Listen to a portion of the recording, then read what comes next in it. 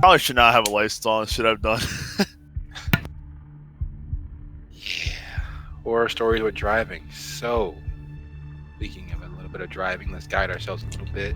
I still haven't reached out to Kaelias, but I know that she tends to work late on Fridays as of late, or be otherwise indisposed earlier in our sessions. I had mentioned to everybody about the soft start, so hopefully we can go ahead and just do that and keep Kaelias in mind, knowing that she'll be here when she gets here because of what's going on in her life and retail and everything. But if you guys are amenable, I will most assuredly, now that we have the 3 of us, the 4 of us, the 5 of us counting Craig, all together in one place, get us started. I do not count Craig. I poke him with stick. Well, he didn't work. The bot didn't work for us last week. Hopefully, all of those snafus with it are with coming to our little server are hammered out. We will have a nice, consistent, non-error backup because it will continue to record even if none of us have clear access to Discord, which I found comes in handy from time to time. So it's a fail-safe for OBS and all that good stuff as well.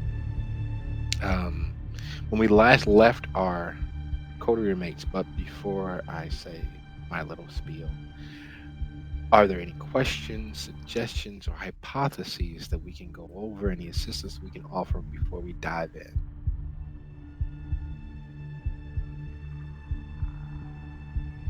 None from me. We were just chilling in Kaelias' house, right? At the last. Yep, you all were. When we last left our coterie, you all had.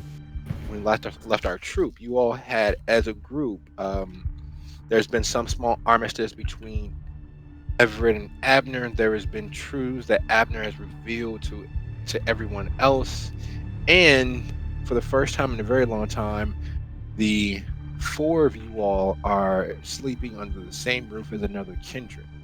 This is something that none of you all have done because, being perfectly honest, as a standard operating procedure, the bulk of you all are isolationists. You all have relied on yourselves, relied on your own skills, relied on your own presence of mind, and part of that has been a natural disinclination to socialize, a disinclination to trust other kindred.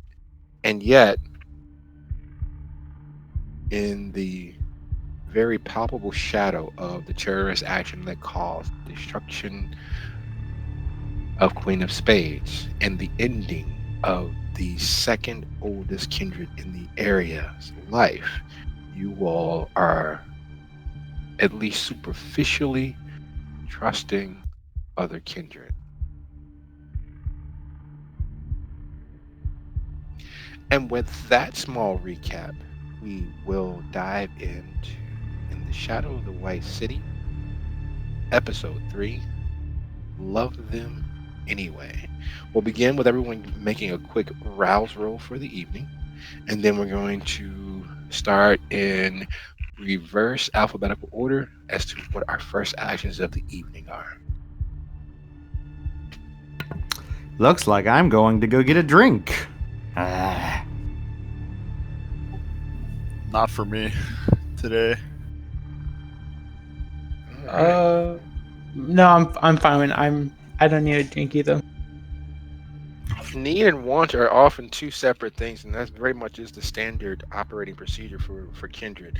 Even though the hunger has not managed to reach across the veil and possess you as wholly, there is always, I could eat at the top foremost of the mind.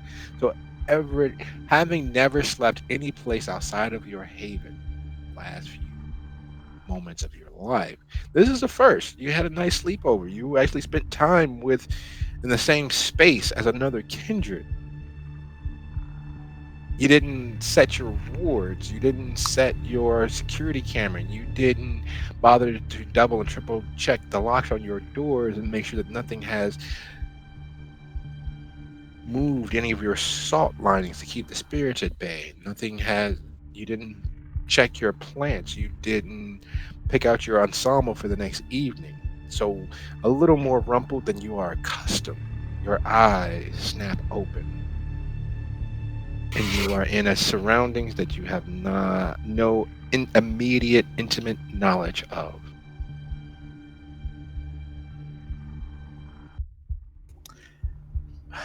I'll probably be like, oh god, and kind of like pop my neck if I, kind of pop my neck, and get up and head to the kitchen. And the first thing I would probably grab is a cup and a knife, and kind of sit down on the kitchen table, waiting for everybody else to come.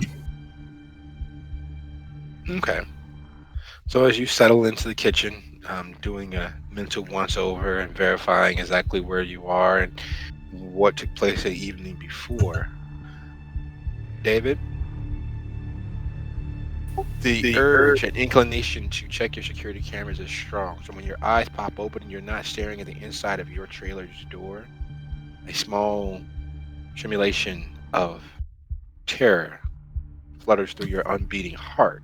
There are no cameras, and you know for a very real fact that you are not safe. You are not home.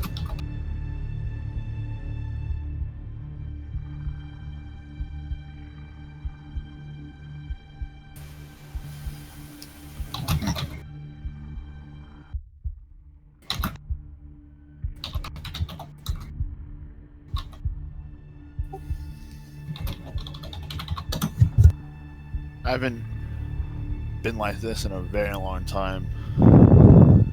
It's a vulnerable little concrete cage with no eyes anywhere. Terrifying. So your first couple of actions after calming yourself as best as you can, contemplating the very real fact that you are exposed, you are out in the open. That monster that lives in your blood, that monster that is always in the shadow of your perception, could very well have come close enough to do harm. You are unharmed. The beast is still cowering in the shadow of your understanding, but you are nowhere near where you normally not safely on the move.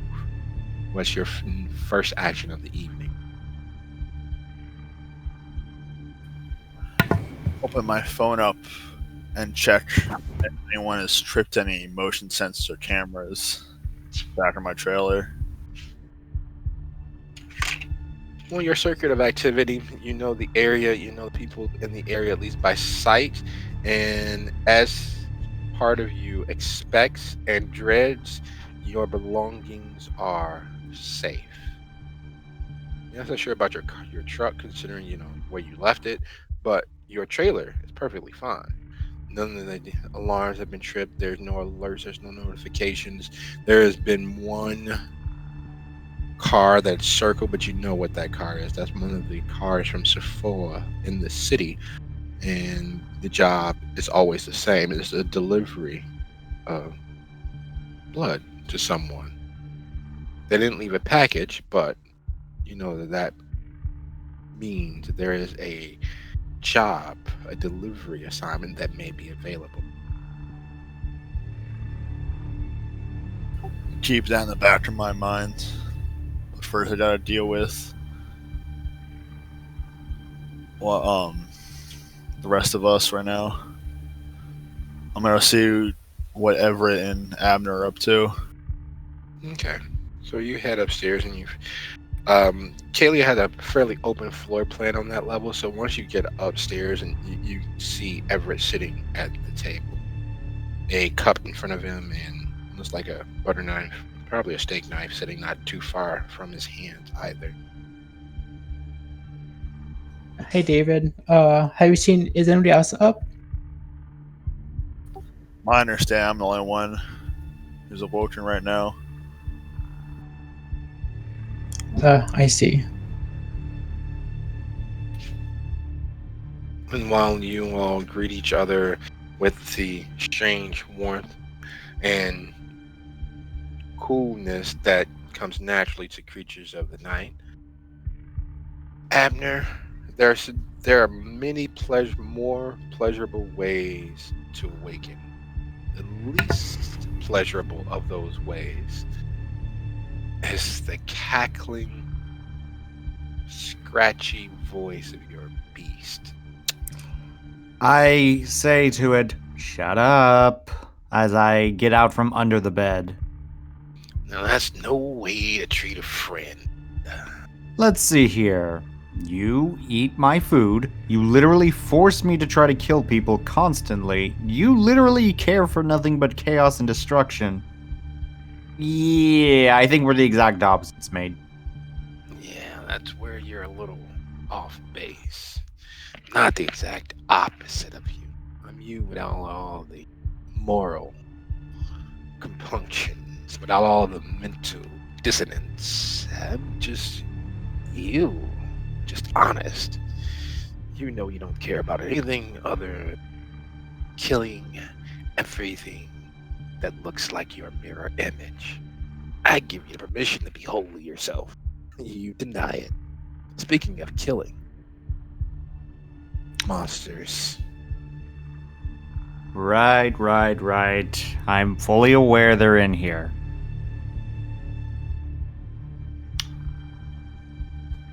On that note, I end up going into the other room to see what everyone else is doing right fast. stepping out with Kaelias' open floor plan, it's easy to clearly glimpse David and Everett at the kitchen table. The handcrafted and carved table that clearly took I some go back into effort. the other room. Abno, come back. I actually need you for something. Oh, What's God, with no. this cup and knife you have, anyways? Yeah, if I didn't know any better, I'd say you'd be offering me a drink, but if I have any idea, it's not that at all. What is it? Oh, you think of your kind, don't you now? But that's another subject. As for the matter yesterday, I just want to know if you're willing to do a ritual with me, if that's okay with you, Abner. I have a very bad feeling about this, nor do I enjoy the idea of this. Explain this ritual. It's nothing. I just need a pint of blood from you, and you just be honest with me with whatever's going on with you. It Okay, seems like explain now. I say as I forgot I haven't put on my headband yet. No, you haven't. So yes, you actually see a horrifying third eye currently open and looking around. Abner, it's okay. You don't have to be scared of me. You have a gift, and I cannot point to you. You third eye. The third eye looks at you like it's like, really? Yes, but there's a type of history with you being a former SI agent, and I just want to know if I could trust you. I know you don't seem to want to go against your other brothers and sisters, but as a kindred of this city, I must say that I will protect myself and the other kindred of the city over a bunch of SIs trying to stick me in my sleep and then taking me down to whatever they do with us afterwards. You don't want to know, actually. You really don't. So, will you do this ritual with me? Will you stop bothering me if I do it? Yes. And I I'll grab find the out. cup from his hand. No. The first thing I need is, and I hand you the blade, is a pint of blood in that cup. A pint of blood. Fine. I swear to God, if I have to go back to my haven after this, I'm gonna be so mad. Would you be so kind as to go ahead and rouse the blood so that your vitae will flow freely into the cup? Oh, thank God. Thank you, Abner. And I take the cup from him, and I guess to let y'all know, I'm gonna use truth of blood, and that's what I'm using. Mm-hmm. So with that, Everett will put his fingers in the cup, and I just have to. I have to do. It makes a resolve plus blood sorceries versus composer and Arctic roll for every statement made by the subject. And then if the first time I fail that, it ends the ritual. And then if I win the test for each statement or question I ask, I did the truth from him. And then on a critical win, I did. He expands on his answers. Is that okay? That is okay. Go ahead and make your rouse roll. Out of character, I just love the blood sorcery of this game just so much. Abner hates it, but I love it. Go ahead and so you make a rouse roll and then begin speaking. Abner, because I simplified things, as long as there's an honest answer and you're not trying to restrain anything from the questions asked, that we really don't need to roll. It's only when you attempt to obfuscate the truth of your statements that we roll. Okay? Okay, it's okay. All right. So, as you reach into the cup after slicing open a bit of your flesh and allowing your blood to flow into it, Everett, as an onlooker, David, there's something specifically hair-raising about what's happening. There's nothing visual that stands out. There's no. Oh, wait, I just remembered something terrifying. No, it's still in hand. No, I'm referring to the hunger frenzy he has to do. Yes, it's still in hand. Oh, sorry, my bad.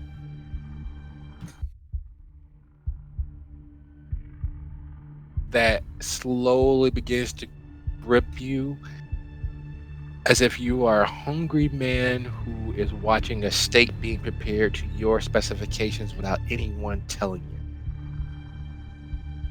Not enough that you immediately would lunge or lurch or otherwise leap to your feet, but there's something strangely intoxicating in the air.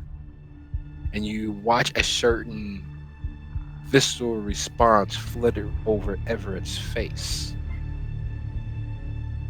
Everett, you could tell the magic is working because your nose is filled with the aroma of a very intoxicating bouquet. There's nothing immediate, but you can feel the magic take hold of you. What's the first question on your mind? What is your mission here? What do you plan on doing? My mission, in particular, is to kill as many kindred that fall to their beast as possible. The inhuman ones. Your humanity is important to me.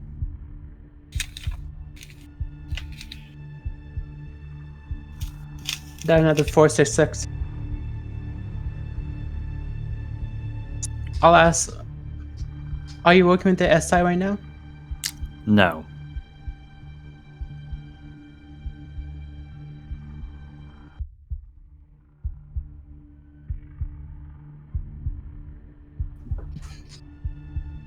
Let me check. Okay. How would you say we'll handle this problem with them in the city? I don't know. I'd continue to hide under a bridge or something. Hide away. That's my opinion, at least. There ain't no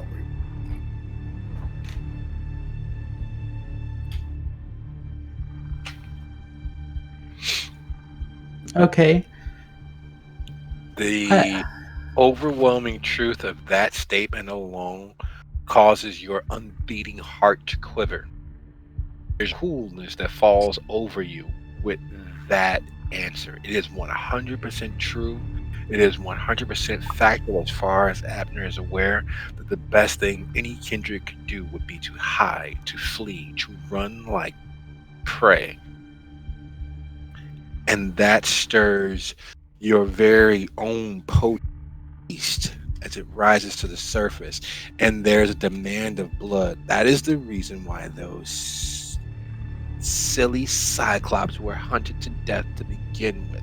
They engage with powers beyond their understanding, and in this case, this cyclops has engaged powers beyond his understanding that can bring hell on earth to all the kindred of Dalton and Riverdale and Chicago and Gary. And while he may not be the catalyst, he may not be the spark, he is the cause of it.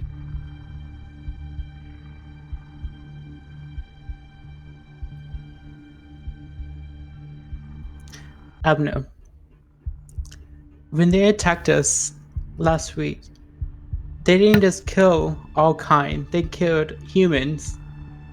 If you want to look in the mirror and say that we don't have any humanity left, why don't you look at yourself? Look at your SI soldiers and say, where were your humanity when you slaughtered hundreds of people in that bar? How come you didn't do anything to stop them if you were so lenient on humans? Give me an answer, Abner. With a straight face, he looks at you directly.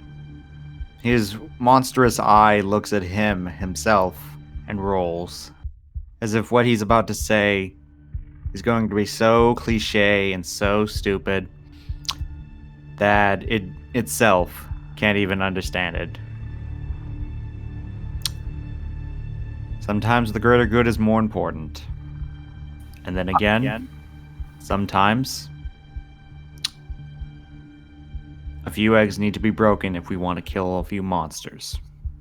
I'd like to interject here. He might not think he is involved with SI anymore. What's to say they didn't mark any of their inquisitioners in case they ever switch sides? Abner, let me ask you another question because of that. Are either one of us known as blink bodies underneath the SI? Do they know of us living here? Which one of us do they know? Can I make a roll to try to remember if I seen any of their names on the databases? On the official records or anything? No. Okay. You clearly would know that neither of the three kindred in your immediate environment that you've dealt with over the last few nights was mentioned anywhere. There was mention of a tiny Tina or something along those lines. There was a mention of a Wainwright. There was a mention of the Clown Prince and Gary, but there wasn't any mention of the kindred that are immediately right now. You hear me actually list off a few names. Tiny Tina, Gary. No, none of you are on any of the official records I've seen. I'll ask you one last question. Do you think there's going to be a war between the SIs and the kindred of the city? Yes. 100%. I take my fingers out the cup and throw the blood into the sink.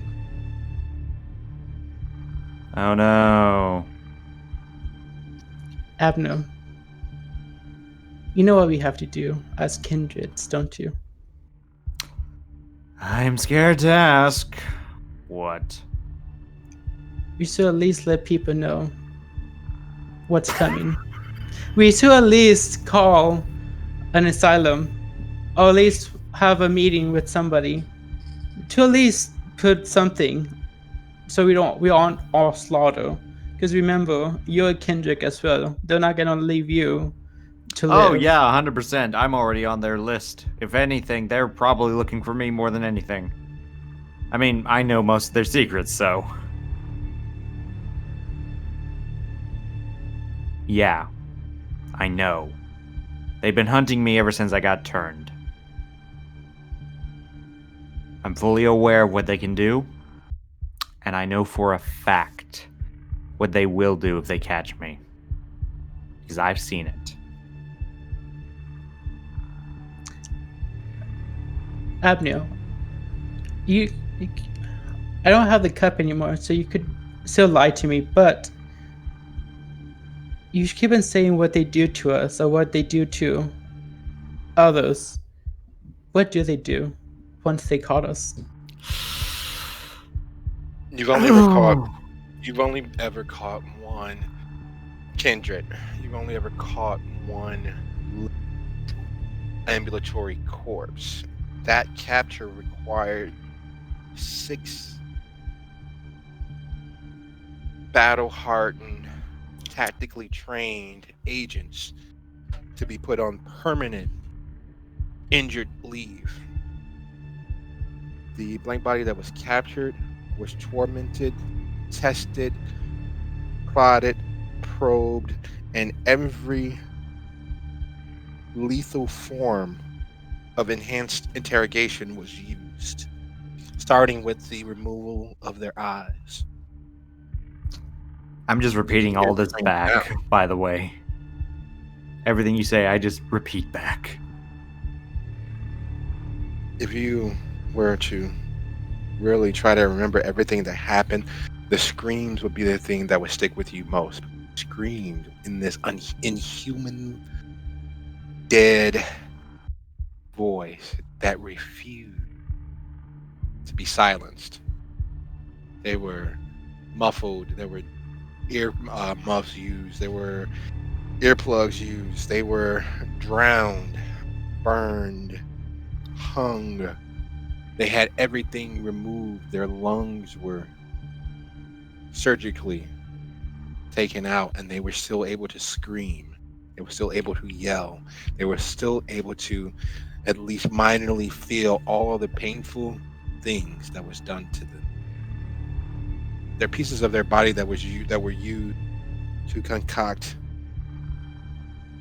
combat enhancing drugs. There was replication attempted. You guys even called in noted psychic phenomena experts to attempt to use some of the brain material that was excavated.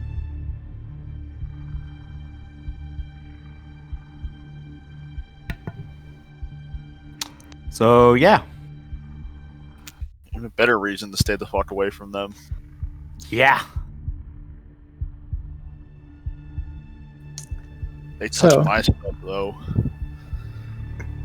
They'll get their medicine tenfold back to them.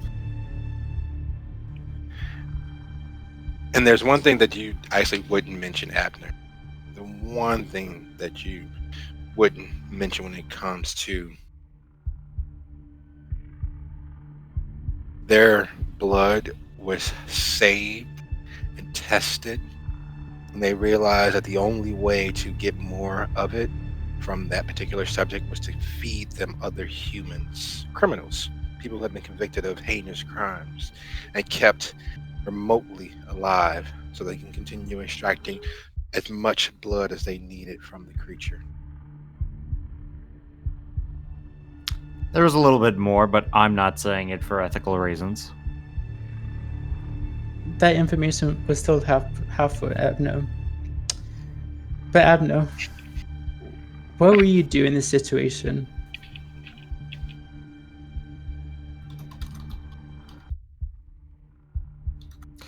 What would I do in the situation if I was on your side? Which I'm not. It's just a hypothetical. If I were on your side, I would do what you suggested. I would let the prince know The SI are going to be a real problem. I would let everyone know to hide in their little safe rooms and hope to God that any of them not labeled blank bodies make it through the utter war that's going to definitively happen. Because even if it takes 7, 8, 9 different soldiers to take even one of you down, they'll try. They'll do it eventually. Everett kind of starts smiling and says, "They can try, I guess." Ain't no trying needed.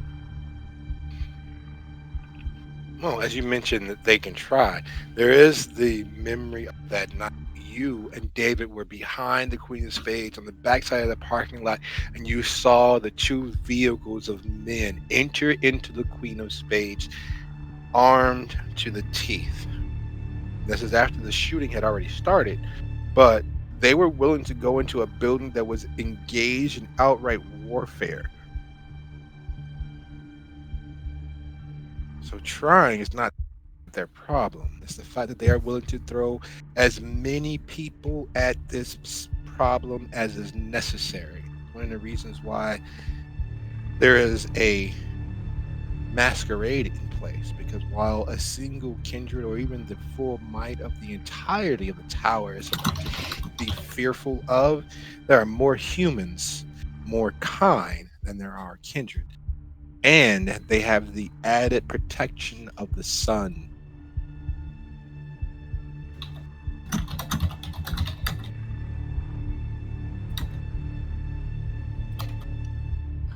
I'll be back later on.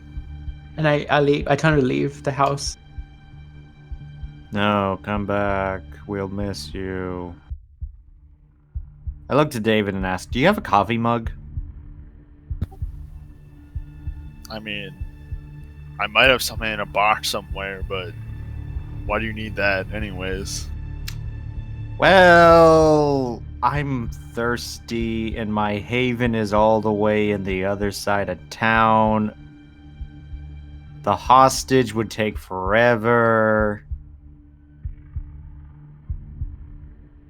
I mean, I don't know if the van's still there, but I guess we can head over to my storage unit. We can look around while junk I've collected over the years. I mean, if we went to your storage unit, it would just be me. I would just need to go to my haven. Have you checked the cabinets? This place is like a fossil preserved. When someone's actually living here. Yeah, this place is actually really old looking. Wonder why she still stays here. I imagine all the like cups and plates are exactly the place they were 20 years Yep. ago. Just about. And not that you guys bother to pay too much attention to the bric-a-brac here and there, but there are pictures of a little girl and a significantly older man, and various pictures of them on safaris, traipsing through forests, holding up fishing lines, holding up bows, all about the little space.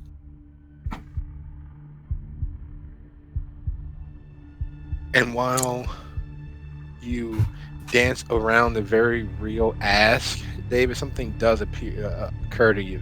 The only reason for the cup and him mentioning having to get back would be for something to go in it. And if he's hungry, there's only one thing that can go in a cup for a kindred of any real use.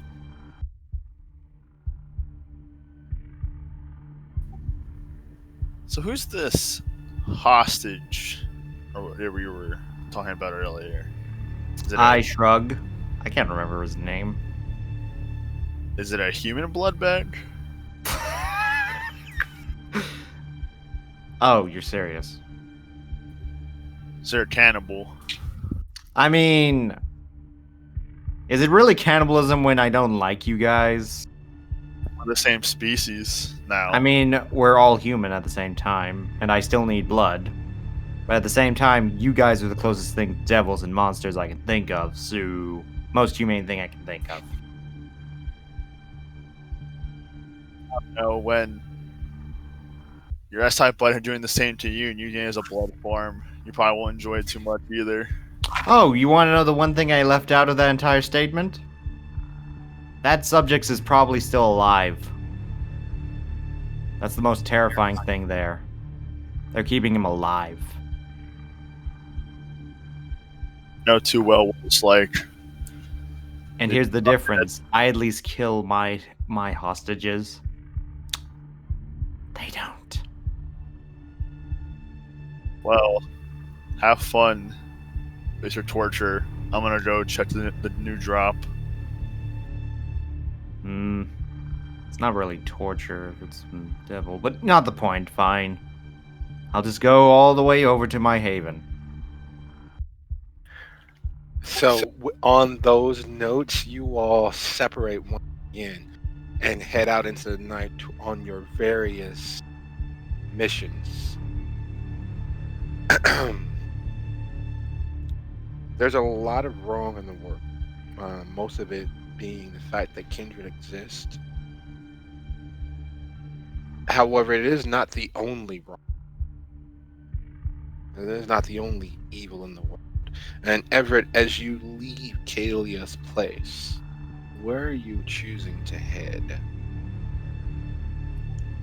I'm gonna go to where the person in charge is always at. I want to see if she's there, and I want to call a meeting with her if I can.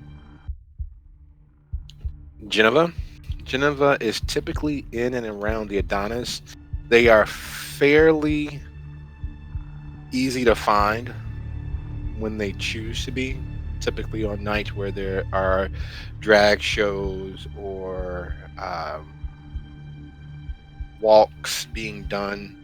They are typically at the Adonis. Otherwise, the best course of action to reach them is through Decibel. Now, when you go looking for Geneva, are you going to attempt to head to the Adonis, which is, just so that you are aware, a 100% alternative club for Dalton? It is the Disneyland capital of the alternative community in Dalton. Or you can look for Decibel, who is even easier to find. In the southeast corner of Dalton lies a domain where kindred not to tarry too long. In that domain is a particularly ostentatious funeral home. Takes up a quarter of an acre just for the actual physical funeral home, which also houses a portion of the mausoleum. And it is his Decibel's castle. Everyone knows what it is, but the unspoken open secret that, yeah, that's where he and his force of kindred lay their heads. I'm going straight to Geneva. I'm gonna go to the club. Okay. And into the Adonis is almost the exact opposite of what the Pisketeers, Nicole's Pisketeers Lounge actually is. Where the Pisketeers is dirty sex, this is a Harlequin romance novel. It is stylish and suave, and there are lines spoken here that anywhere else in the world would be laughable, but somehow the environment and the openness and honesty therein makes it sweet and endearing. You walk through the club, you are literally, as you walk through the door, you literally are fresh meat. You, even rumpled as you are for having slept in your current outfit and ensemble, you notice 6-packs and 12-packs and 8-packs, and then you notice the guys who are attached to some of those, and the women who are as equally fit and stylish. There's clearly more than just a small amount of effort paid to how they look and how they present themselves. This is the place where you are, if you are anybody, you are physically fit, you are as exercised as you can be, and in the case of the few bears that abound, you are well coiffed. The air smells of hair product and tastefully applied true parfum, not the cheap spray-on stuff, but the stuff that costs anywhere from several $100s to several $1,000 to you per small quarter of an ounce.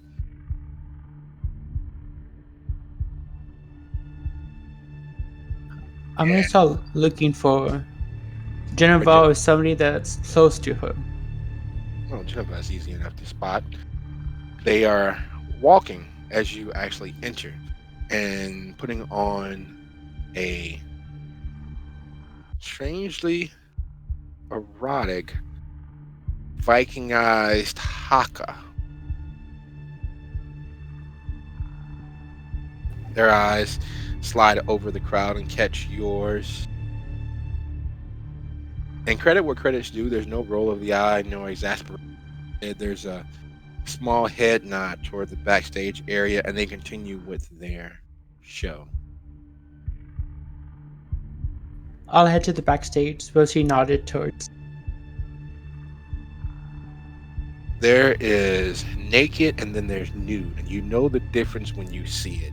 Walk into the backstage area where the performers are dressing and preparing for their acts, and you are in a completely nude environment. It is not ostentatious, not gratuitous. It is literally performers being comfortable with their bodies and really not caring because, well, you wouldn't be back here if you didn't belong. You notice that there is a space set aside where many of the performers are not visiting. You know that clearly is where Geneva has set up their space. Yeah, I'll head back there and kind of wait for her to come. And I'm just sitting there properly, kind of like I'm sitting up straight and I'm kind of just waiting for her to come so I could just talk with her.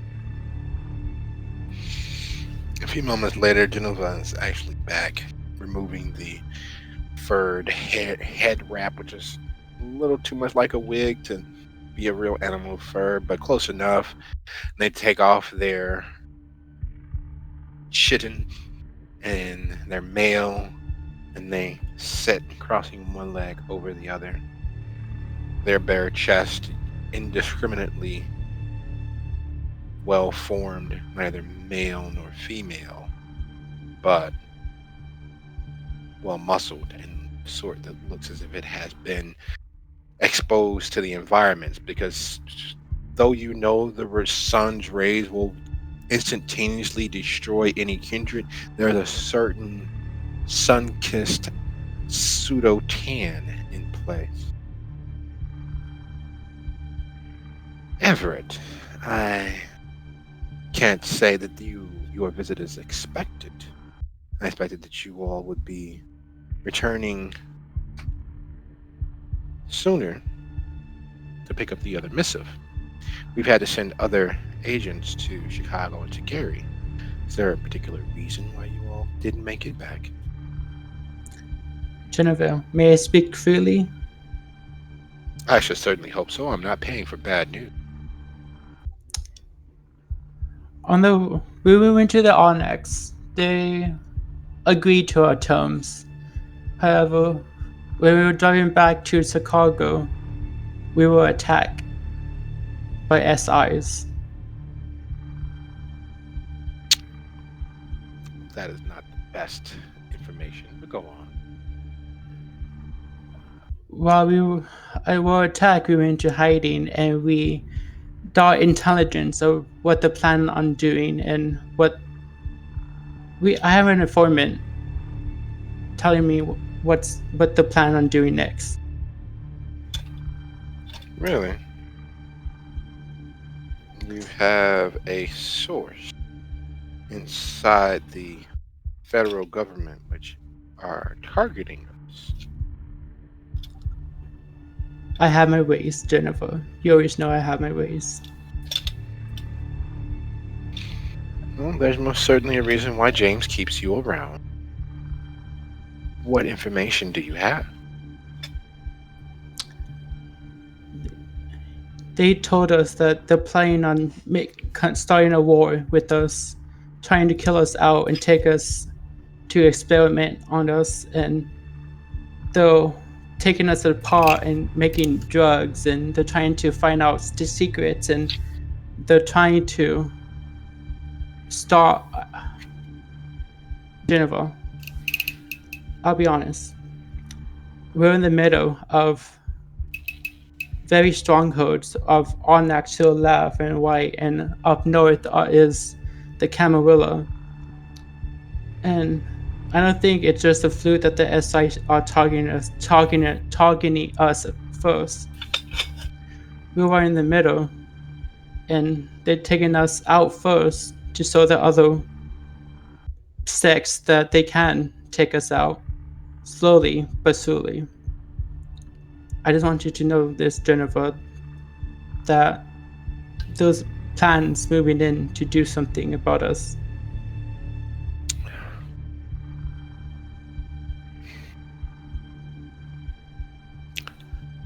Everett, child, you are very, very precocious. And I'm glad that you care for the bulk of us. But truths being as they are,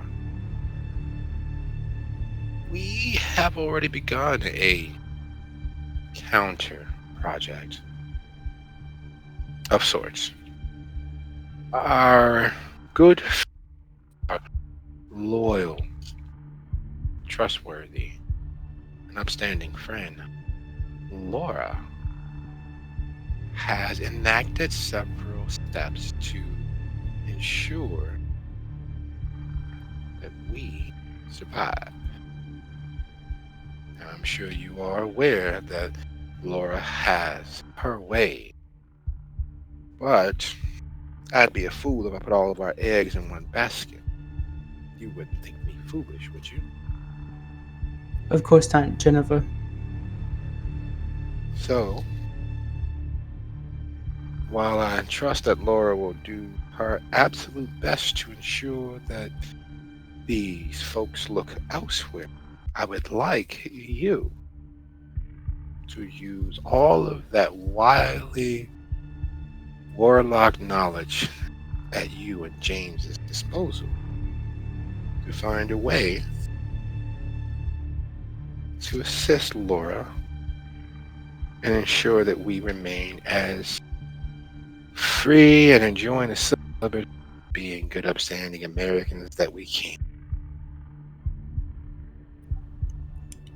Yes. One other thing, Jennifer. These are the names that they have, and I tell her the list of the names that Abner tells me. I just tell her again. I see.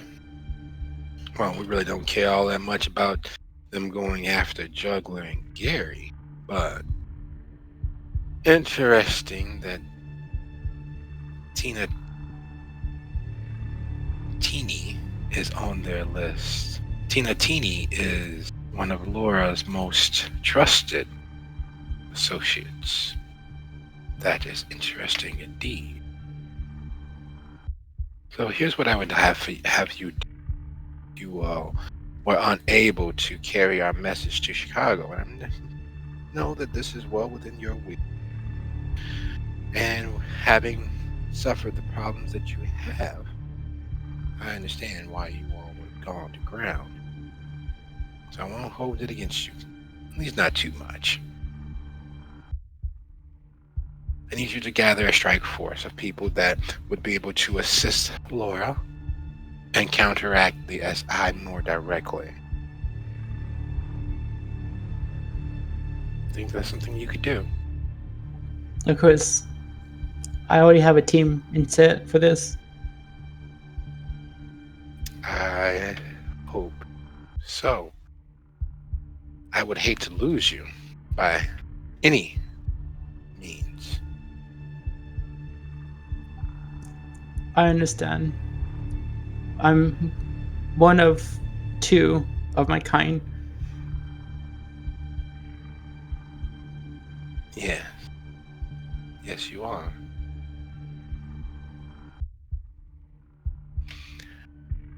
I do have another performance. Is there anything else I can assist you? No, Jennifer. Thank you for your time.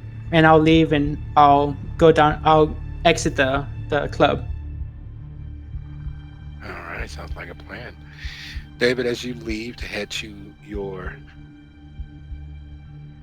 trailer, there's a lot of things that just kind of hit you all at once about the yesterday and tonight, and the truth that Abner partakes of kindred vitae instead of just human.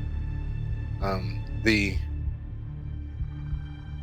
simpatico between his revelation and the fact that Sephoa is looking for clearly another route runner, it lines up all too well, makes those issues glaring in your mind. As you head to your trailer, is there anything else that you're attempting?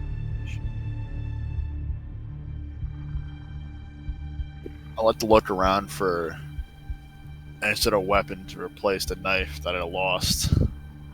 Stupidly throwing it at a SI cop car.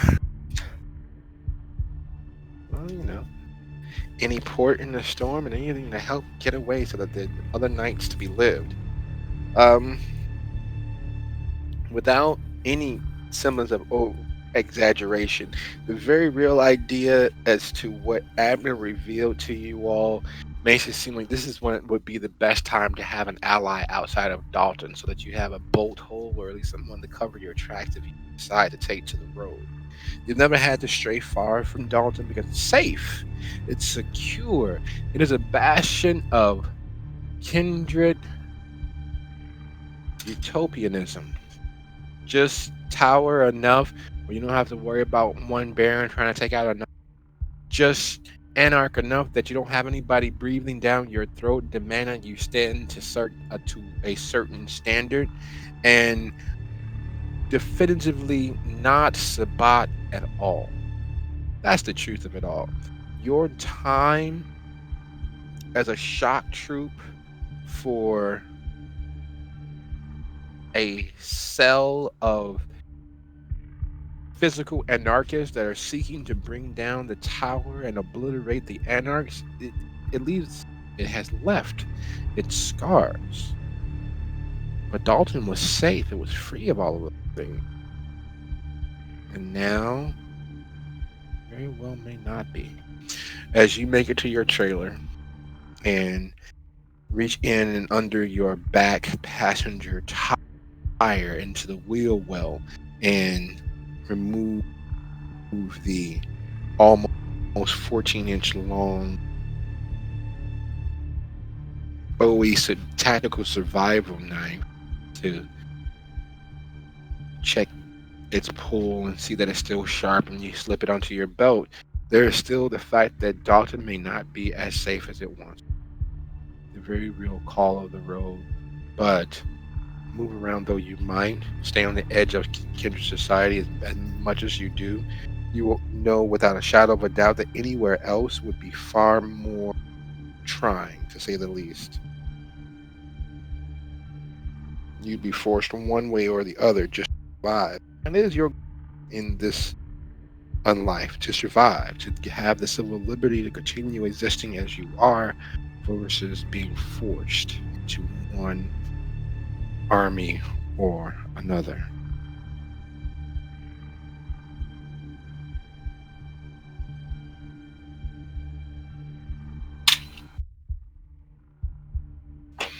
So before.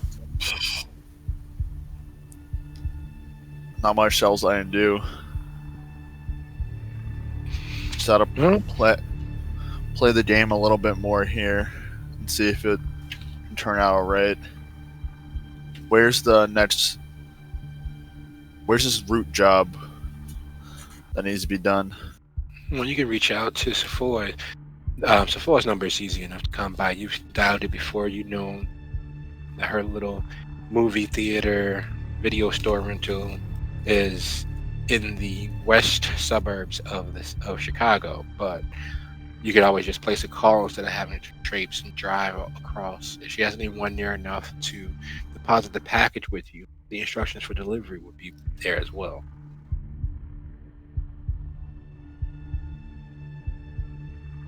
There are several bars in the downtown area that still have operational public use phones, so you don't have to use your cell phone. You don't have to risk it being put out there in the world. I'm gonna head over to to a nearby bar, call her up, say it needs to be done. Strangely enough, she answers right away. Unlike most elders and most older kindred who play power games and try to keep people waiting, she's fairly prompt. She keeps things really business. David, it is always a pleasure to hear. How are things in the south suburbs, my friend? Could be a lot better. Surviving. That is always the case. I have a gentleman who is searching for a particular person, one of the smaller dealers, and he feels unsafe. I've directed him to find your trailer. It seems as if he has been unable to do so. Would you be able to assist him with a delivery? I'm always available. There's a job to be done. Indeed. That is good news indeed. Itzhak is a very nervous, acidic gentleman. Where are you in Dalton? I'm just over by one of the local bars. On a payphone right now. Excellent. If you visit the Vincent de Paul campus, he's a gentleman with sandy brown hair, wire-rimmed glasses, and as I'm sure you are well aware, the cities have a certain dress standard that he adheres to. I shall forward your payment upon your contacting me with a successful delivery. Thank you as always. Goodbye. Hand the Of phone up. course. Oh, sorry. So you have to go find a gentleman of the Hasidic community and assist him with his delivery. Definitely will take your mind off of things. Describe him, you know for a fact that he is most assuredly not a member of the Kindred Society, but still a dealer all the same. So you head to the Vincent de Paul campus and begin looking for the gentleman. As per Sephora's description, he is fairly easy to find. And he looks at you, looks at his phone, and waves.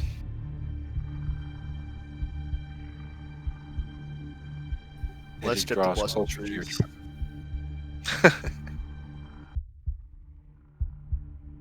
Abner, you revealing what you have to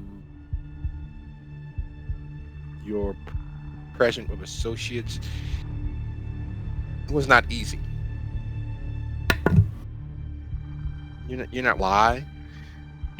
You're not one to lie, not specifically, but revealing, trusting them that much in any other situation very well could have been a death sentence. Not that you fear them coming after you, but if anyone else were to know, any other kindred were to know, that would clearly mark you as either a pawn or something to be put down. You place a lot of trust in them. Maybe. There's a natural duplicity that has seemed prevalent amongst kindred. They have a truth about you without fair trade.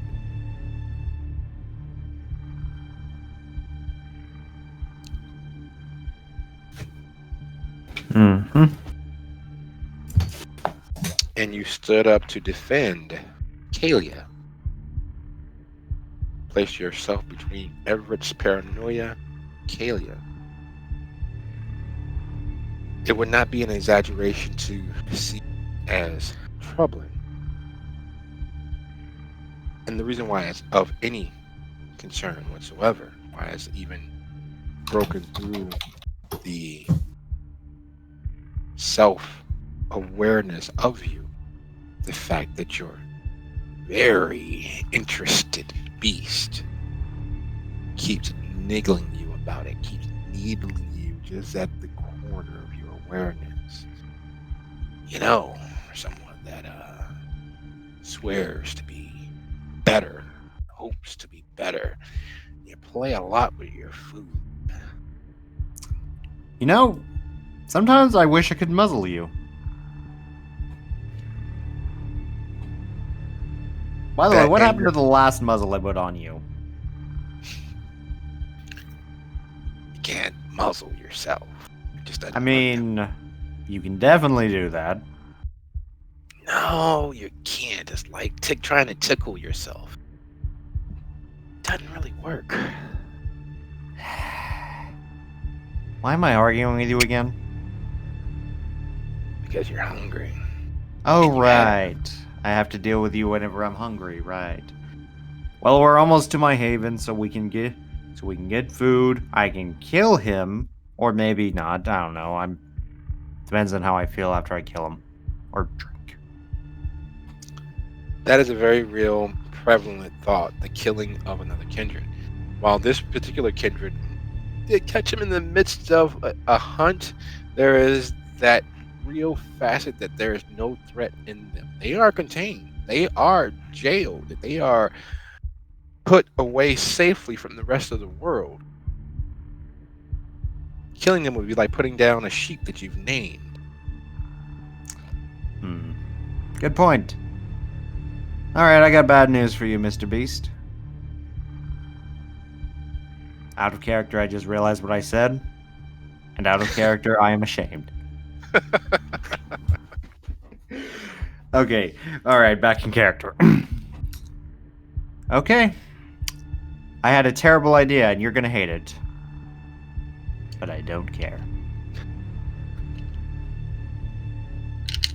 And as you arrive to your haven, taking a quick walk around the block to make sure that you haven't been as followed as you feel, you haven't been put out there as a spectacle, no one's in your shadow. You know what you kind of have to do. You know what you should do. You know what's in your heart to do. And yet you know also that you will probably not. As you enter in, hear the door behind yourself and find the state still cognizantly aware kindred. I poke him for a second, like, damn it. I keep forgetting that you guys don't die easily. Alright, you also can't respond to me, can you? Not till you partake of his blood. Not till you can. I basically grab the tap on him and I immediately get a bit into the coffee cup and then I drink.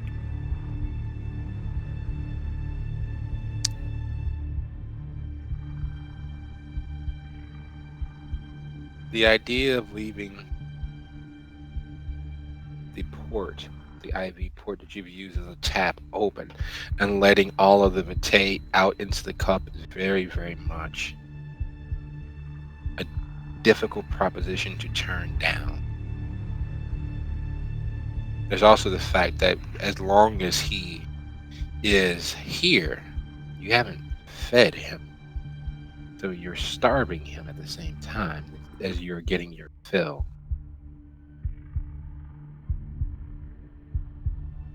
I'm not feeding this thing. That's Abner's rationalization. I might need to give him a stain, but he's not feeding him. No, that would be bad, wouldn't it? After all, it is completely and totally against the Geneva Convention. The articles, paragraphs of feeding your prisoner. But he is a monster. Too bad there's no safe, humane way of obtaining blood.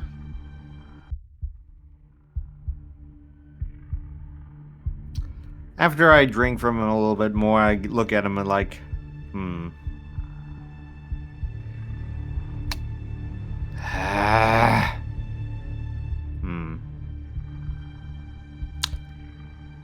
I kinda feel guilty.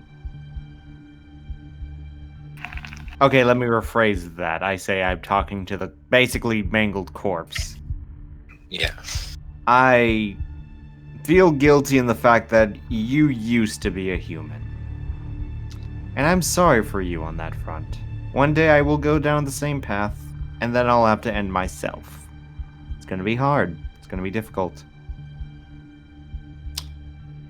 You, on the other hand, well, you were gonna go down there one way or another.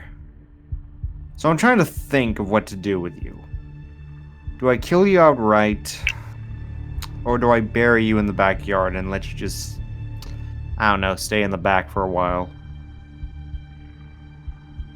I mean, killing you would leave no evidence. Putting you in the back would potentially let you escape. Decisions.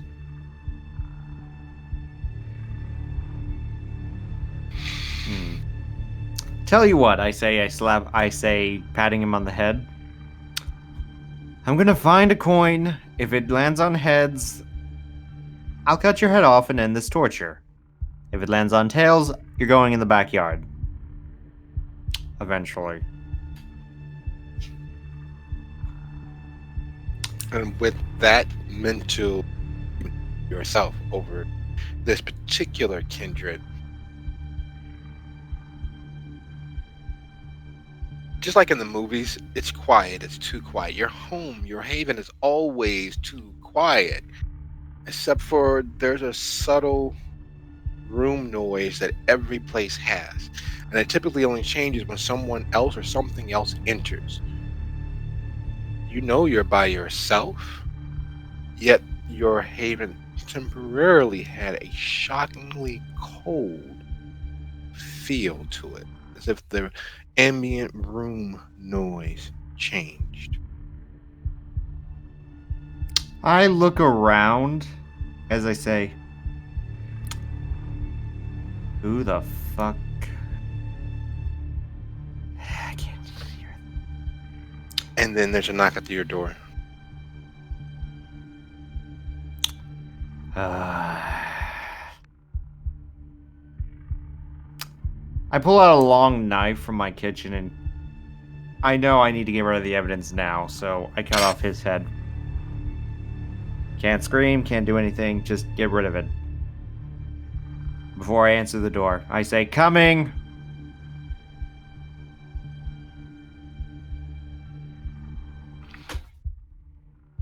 Alright. I'm preparing yourself as best as possible, and thankfully you've drained this particular kindred nearly completely dry. So there's not much vitae that could circulate, and a little bit that would have been left in the veins is not enough to remark on it. It wouldn't be noticed by almost anyone, including yourself. So as you make your way to the door, are you still holding your knife? Heck no. I put that knife in the, sink and I let water run over it for a little bit. I walk over to the door and look through the peephole right fast. I hate living in an apartment. It's your neighbor. You've met her in passing, never. But you know that she existed because you pry on most of your neighbors and creep past their windows, making sure that they are not the monsters that you find abhorrent. What is it, Jeanette? She's I say knocking. through the door. Oh, Mr. Abner, I wasn't sure if you'd be home. It's me, Jeanette. 2G. Well, I kind of need a little help. The door opens slightly with a chain on it. Go on. She is standing in her pajamas, and it's still early enough in the evening where that's a little odd, unless of course she was just living in her pajamas, as most people are these days. But the fact that she's I feel offended out of character. The fact that she's in her pajamas at this hour of the evening, and you know that she works at the hospital, has your spider senses tingling. I'm sorry. I wouldn't normally bother anybody, but When she drops her chin against her chest, shoulders shake with racking tears. Oh, the salt on her cheek. What happened? I say, my face actually softening. I think. Can you come to my apartment and take a look? My eyes look down for a second. Against my better judgment, sure. Just give me a second, okay? Of course. Thank you so much. Thank you. I close the door and I say to myself in my head, $5 says it's a trap. $5 says it's a trap. Can't be a trap if I know about it. It's a trap, it's a trap. And then I just say, what if she actually needs help? No, it's a trap. Needs help. Trap. Fuck it, worth it. I make sure I'm cleaned up a little bit so I don't look more suspicious, and then I unlock the door and go to see if everything's alright with her. She hurriedly half jogs quick steps to her apartment, and instead of going in, she just kind of opens the door for you.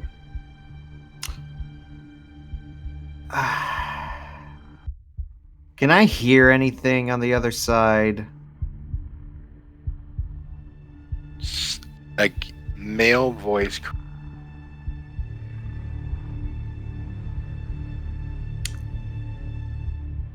Cut out a male voice. A male voice crying, a whimpering, sobbing, blubbering mess. My eyes narrow, and I give out a sigh. And then I say in my head, once again, it's a trap. You know it's a trap. Don't fall for the trap as I walk into the room. Abner, you son of a bitch. You walk into the room, and you hate yourself for being so paranoid and wish you didn't get involved, all in the same tired breath. Pinned to the floor by the far window, just off the fire escape that is the emergency exit for the apartment, is a face that you mildly recognize. You've seen that face, that scrawny body. You've seen it before. He stepped in, somehow pried open the window and stepped in and down, and in front of Jeanette's window are a row of boards with nails protruding. And he stepped full weight down on one of them. The tears and racking sobs are nothing to the scent of blood that permeates Jeanette's apartment.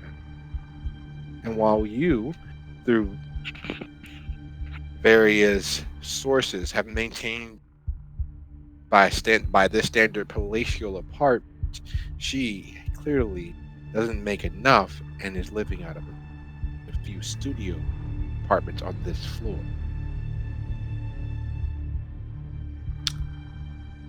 I recognize this person, you said. You do.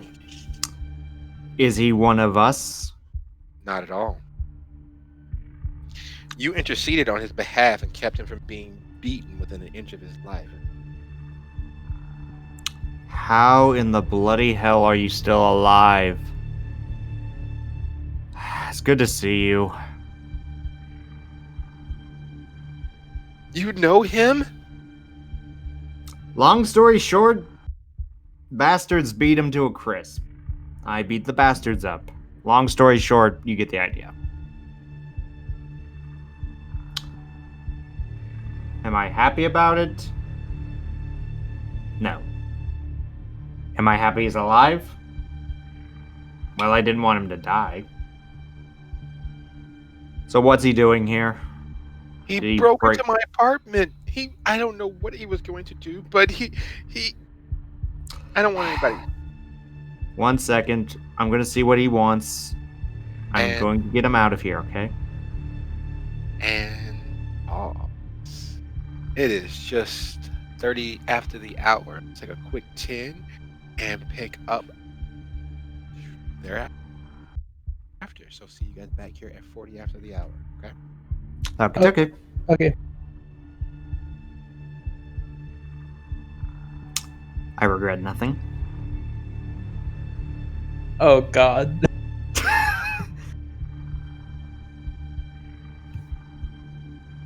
We have a blood leech in our hands. You should have known this was a thing. Yeah, like I knew before, but my character didn't know until you said that. So I couldn't be like, "Aha!" until you said something. But oh fuck. Oh boy. Hold on, I'm gonna be right back. Craig, I'm still here. Everyone is still here. We're just taking a break.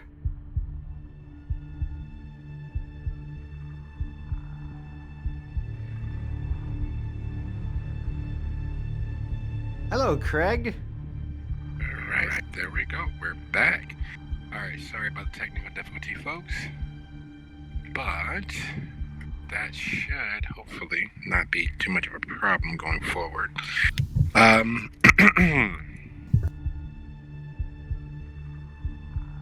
Now, Everett, after your run with Geneva, where are you headed? I'm gonna go head back to the college because I want to see the girl, the gang girl, the one with the red eyes.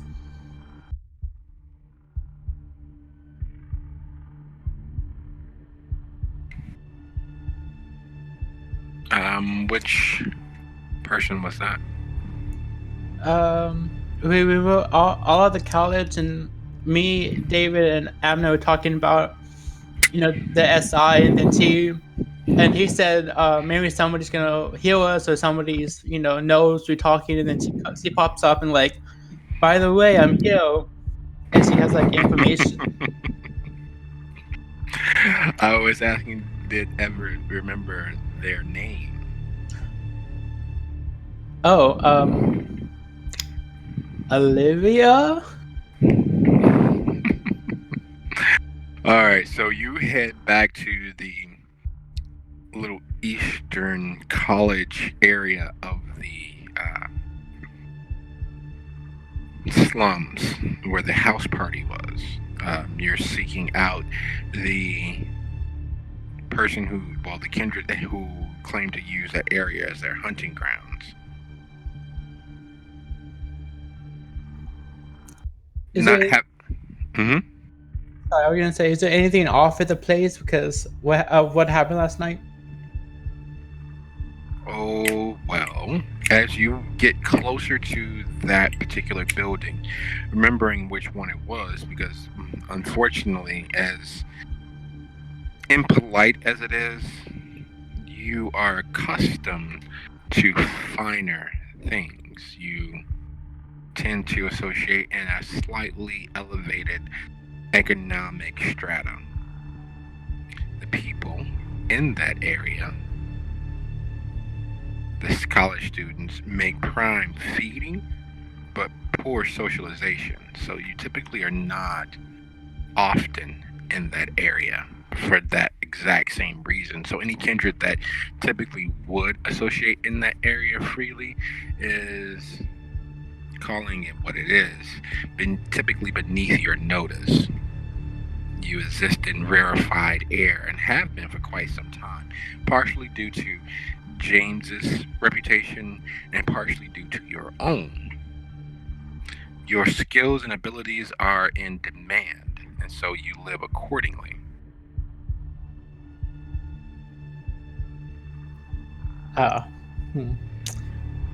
I'll just go to her apartment that I saw Abner was at.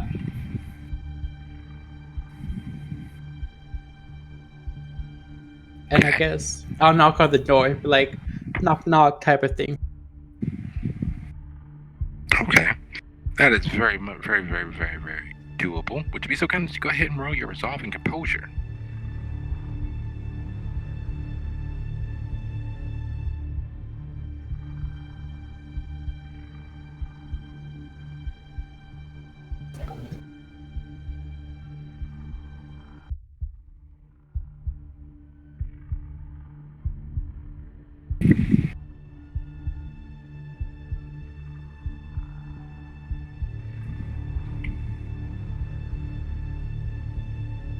You keep hold of yourself as you knock on the door, causing it to rattle in its lock just enough for a wisp and wisps of the most iron-rich liquid scent to hit your nose. It is clearly something bleeding and dying inside that apartment. And the smell of fear-laden vitae, well, soon to be vitae, is intoxicating. Yet you managed to keep your composure. You managed to keep the lid on that bubbling and boiling pot that exists within all kindred. And the door swings open. Standing before you is a monstrously soaked and blood-splattered kindred. What do you want? Oh, I was just here to ask you a few questions, especially since last night you kind of thought to sneak up on us and said that you had some information. Just wanted to know. I said no such thing. I said that there's information and it's valuable. What do you want to know? Quick, I got a pot boiling. How can I help you? Give me that information. Right now, what do you know about dismemberment? Me and my people have done stuff with that. Pretty messy, I know that for sure. Normally, I don't make such a mess. It got a little bit away from me. And she says such, and as she says such, she brings her hands forward, and you see that her fingers, as well as her clothing and mouth, are covered in saturated arterial spray. Come in, close the door. There's a axe in the bathroom. You want to grab that? And she moves to the little kitchenette area of the apartment. And Gret comes back with a chef's knife, which clearly has been used to the point where its edge looks dinged and battered and chewed on. So what side you want to start on? The fun side. I'll take his head. And as you all begin dismembering, you're not sure whom, but he was clearly delicious. She says, you know, most of your type don't get their hands dirty. Well, why are you helping? What do you really want? I just want. Well, when she says it, I smoke a little bit and says, "My kind, usually, you already know about my kind, but we get dirty sometimes when we are elbow deep in certain rituals. But what I want to know is what you want to know. I just want to know if what happened last night made it way to anybody that we don't want it to. And I just want to know what your ears have heard." So you're expecting to pump me for information, is what you're saying. Well, she says, wiping the back of her hand, her knife having already made its way through the ankle and slowly and carefully hacking and tearing at the tendons of the knee to separate the calf portion, the bottom portion of his leg. Look, we're in deep shit. Your buddy works for the bad guys. Let's say, do what I'm gonna do, which is stay the hell out of everybody's way. Let you guys burn each other out. This isn't the first time. This won't be the last time.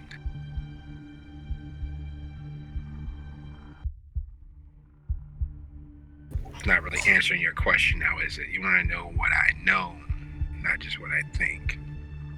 Well, between the anarchs that did it and the FBI, CIA, NSA, the Alphabet Squad that moved in and helped clean it up, you say Dalton's not long for this world, not as long as it would have been.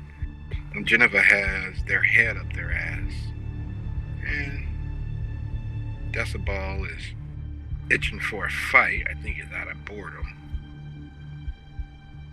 And our security, Mr. Dwayne, doesn't really seem to be doing all that much. After all, isn't it his job to keep an eye on these things and keep us safe? It'd be a good time to hold his feet to the fire. Maybe make sure he gets caught. That's what I know. And I was safe here with the college students until you guys showed up. Yes, although Ella Kendrick was very trigger happy. I don't know really who she is, but just know I'm taking care of things. Really? The vaunted Mr. Yeager is taking care of things. Right. I'm sure you are, just like your buddy Opal, the other warlock, Mr. Rich, is taking care of things over in Riverdale, right? That's the reason why they sent a party up to the big city to bust some heads, because you guys got it all in hand, huh? Well, what would you like us to do? What would you say would be the best move as in a politic way? Would you have joined the Onyx or the Camarilla? Stay where we were. Part of the Camarilla with the freedom to do what we want. Going independent, while that may help people like Decibel who have fingers throughout most of the city government, who have ties to other of his ilk, is one thing. He already was independent. It's the reason why he's an advisor, not a senator. But the rest of us, we're gonna get screwed. We're gonna get killed. We're gonna be turned into dust. And the whole while, he's gonna sit out there in his little cemetery garden and laugh.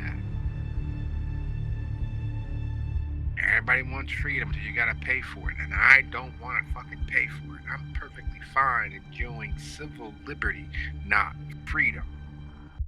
And you all went ahead and fucked that up. Sounds like you're probably gonna head back to Chicago then. Why the fuck would I do that? I enjoyed being part of the tower without having to pay any dues. I ain't gotta kiss no ass. I got my own little kingdom here. You think that's impossible in Chicago? They fight over blocks. Here, no one cares. Do your thing. Keep your nose clean. Stay out of sight. That was before this all happened. But let me tell you a story. Do you know what happened in 2008 with my clan? Yeah, you guys got a taste of freedom and then went crazy. Yes, some say crazy, others says we gain inspiration. I was a slave, you can say, back when I was with the Camarilla. I understand the politics and I understand things have to go how things go. But when I was part of the Camarilla, all they saw me was a pretty little blood sorcerer that goes in and out completing rituals and killing people and killing things that doesn't match with their view. And when after Vienna fell, it was like something broke inside of all of us. Well, we had the freedom to do something. We had the freedom to go out and make a difference for ourselves rather than a group of old elders. And I'd want to keep on to that freedom no matter what. And how is that working out for you now? You got people blowing up buildings. You got you guys coming into my territory with all of your troubles. You got Geneva sitting there fiddling as the city burns. And you got Decibel pulling strings and all but starting wars with the anarchs of Gary. How is freedom better than liberty? You may be fine because your services are needed, and oh, good God, you're free. But what about people like me? I needed the protection. I didn't want to pay for freedom. I was fine living my life knowing that anyone who fucked with Dalton was effectively fucking with Chicago. Now that's gone. So now I gotta get involved. I gotta meet kindred like you and your buddies and get involved and work to protecting what's mine. Which means I'm gonna have to kiss ass. Means I'm going to have to pucker up and play the game. I didn't want to play the game. That's when you're mistaken. If you didn't want to fight for freedom, you didn't have freedom in the first place. You live in a city. If you wanted real freedom where no one bothers you, you should have head out to the mountains, build a cave and live up there. You're in the city. No matter what, no matter which side you are, Camarilla, Arnak, Sabat, you still have to play the game. If I was you, and I didn't want to fight for my freedom, I didn't want to. I just would prefer to lay there and die a rather shameful death. I would probably head home up to the mountains. You know, that's a great viewpoint for somebody that already has a little political mojo, someone who already has a sire or mala or blackmail on the people who actually have power. But for people like me, civil liberty is just fine. I didn't have to fight for anything until you all went and said, fuck the Camarilla. You know what? I don't think I need your help. I can chop the body from here. But thanks for offering, man. I didn't even want to talk about this shit. This is just fucking great. Just fucking rich elitas like you. God damn it. Soured my meal. Sorry about that. But if you ever want to talk about politicos, or if you need anything to help you with, you know where to find me. Yeah, snooping around my business. And as you ease back out of the door, slightly more blood covered than you once were, slightly more blood covered in your rumpled, still relatively stylish wear, we switch to David. Exot gets into your truck and he's carrying a igloo cooler. It's clearly can hold about 10, 11 standard blood packs. He looks at you. You know where the Dwayne Mitchell towing service is?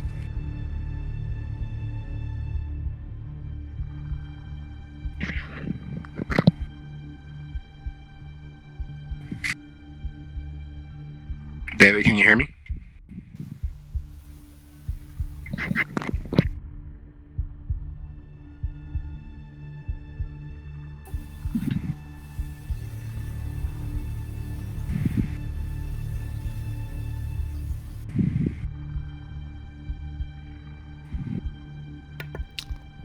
Hello. David, can you hear me? I can hear you. Oh wait, what? Sorry.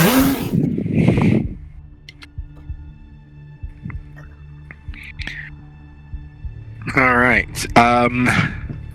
Itzhak hops into your truck. He asks if you been sent by Sephora. He's got to make a delivery to a Dwayne Mitchell towing yard or something, but the streets don't make sense out here in Dalton. Plus, it's not such a great neighborhood that he thinks it's in.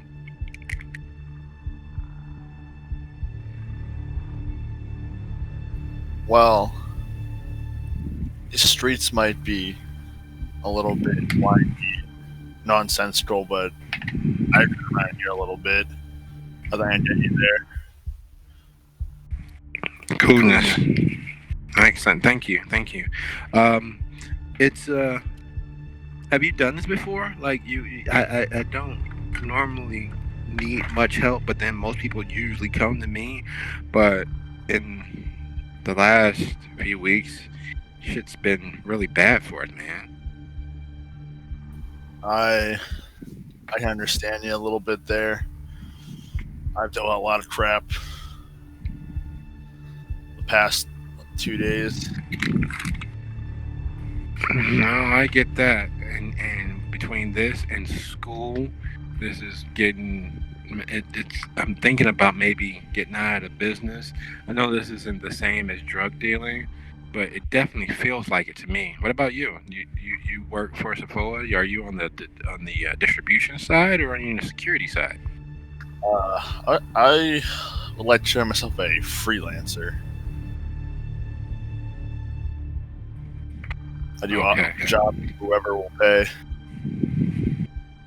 That's a little too exciting for me.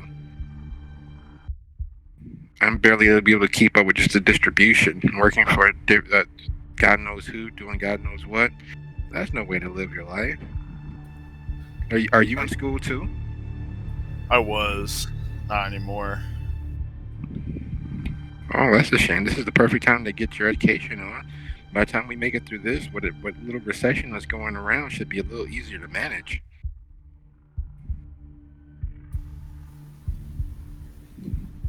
You okay? You look a little pale. Sorry, I was just thinking. School was a lifetime ago. I didn't know where to start. I dropped out like 11th grade. I didn't get my hospital diploma. You dropped out in 11th grade. Why? Hate everyone, hate my parents. Just wanted to sit around, be useless, fuck with friends. Usual teenage angst.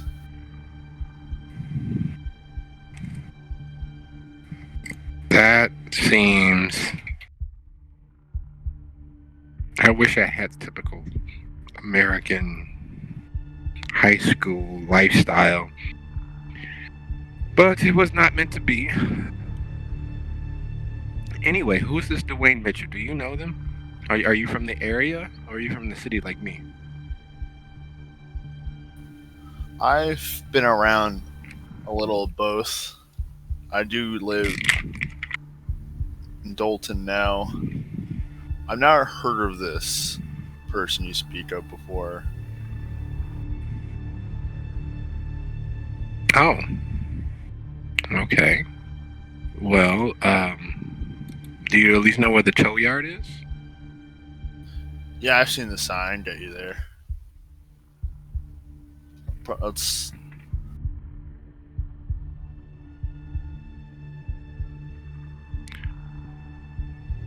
Without shaking the tree too very much, you know that Dwayne Mitchell is one of the senators in charge of security for the Protectorate of Dalton. They have typically been the person responsible for any punishments, any official punishments that the Senate has handed down. They have ties and connections with the local police, at least as far as gaining information. typically, and they have weaponized that knowledge once or twice.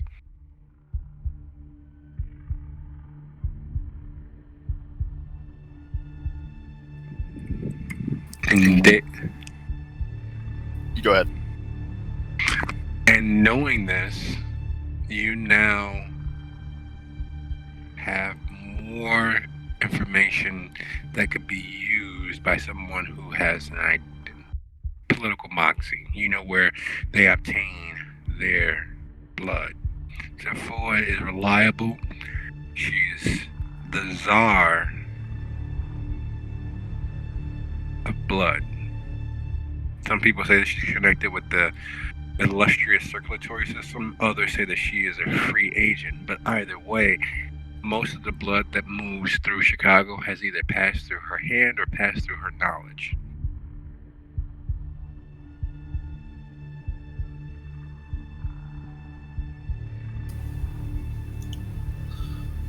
Lots of big players here, stake here. Yes, and the Dwayne Mitchell Towing Service, the yard where it exists, is literally on the northeastern portion of Dalton.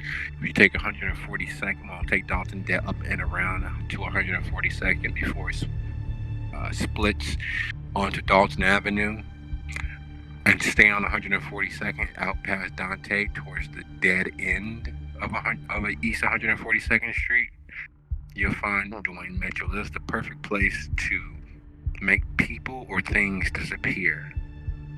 They do have a car crusher. They have several smelters. It is a place where bad things can, and you are sure, have already happened.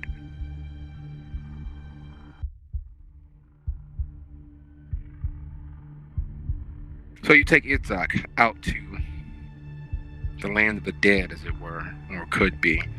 And that spidey sense that tells you to run at the first drop of any potential danger has to be forcibly held at bay. Dwayne Mitchell, advisor to the Dom of the city.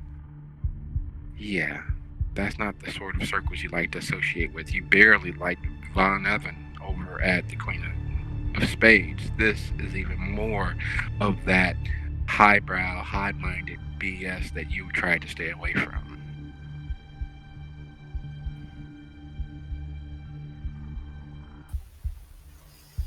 Can't do much about it.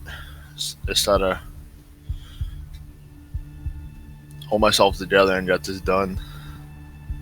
Like a plan. You know, like get out to Dwayne Mitchell. It is literally as barren and isolated as you remember the area to be and hope to not have to visit. Dwayne himself is actually a fairly placid-faced, dark-skinned male. Looks like a fire plug come to life. He's a solid block of ebony carved with the very real purpose of hurting things. He's standing in the yard, wiping his hands on a stained towel. You hope that that's paint that's in that towel, but you fear that it very well may not be. Isaac swallows hard, looking from you to the gentleman standing in the yard in his coveralls. I'll pay a little extra if you take it to him and get the money from him. Or give me the package. He gives you the cooler, and he says, it's 10. It's 10. And you know that for standard blood, 10 packs is roughly $150,000.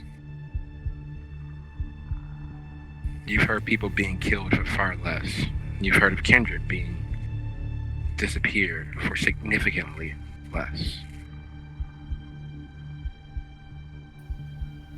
I steal my resolve. Make sure I have the knife in my back pocket. Walk over to this very scary-looking man.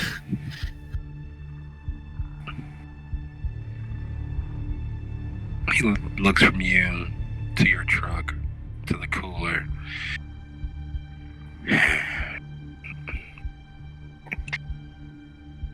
boy didn't want to get out the car. I think you intimidate him a little bit there. Stupid kind. Of course I did.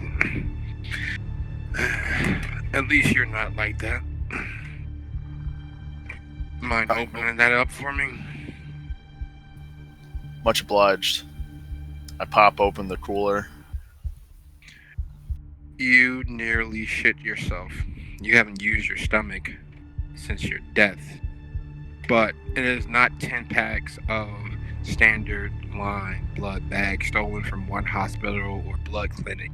It is the whole stuff, and you can tell that it's been hand packed, meaning this is fresh from the vine in a vacuum sealed bag. It is the equivalent of, whereas most people drink Bud Light, Budweiser, or that sort of thing, this is single batch, single still, single malt. This is the near top of the line, non-catenated goat juice.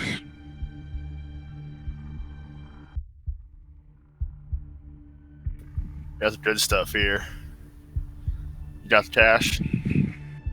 He nods. And he just hands you a card. It is a very heavy piece of plastic. Passcode's on the back. It's attached to one account.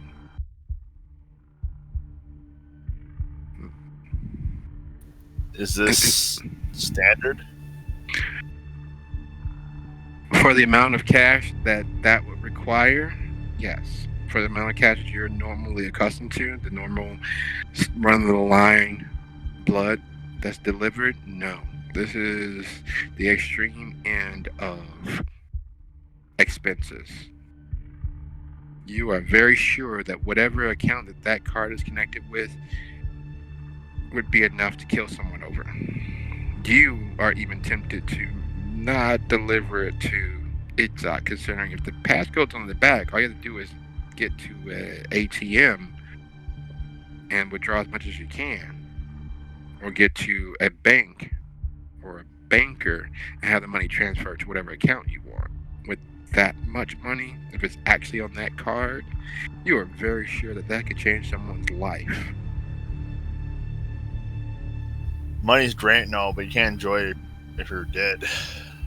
I'd have a million targets put on me, straight over her. I think, Dia thinks to himself, I better deliver this on time.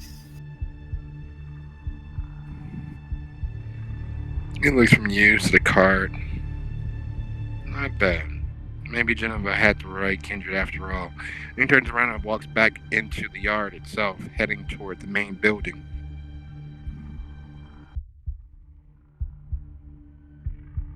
You're not sure why, but it feels as if you somehow just passed a small test.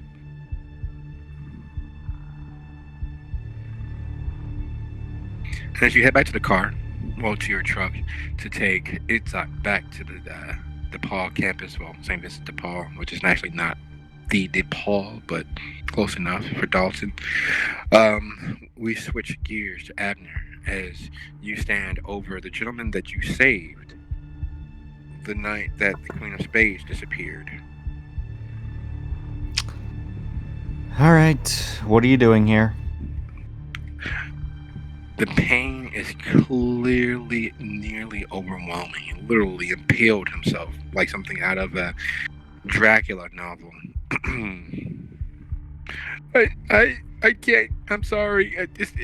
She's not like the other girls. I thought that maybe. And okay, one sec. I look to my neighbor. You said he broke in here? Yeah. Did you call the cops already?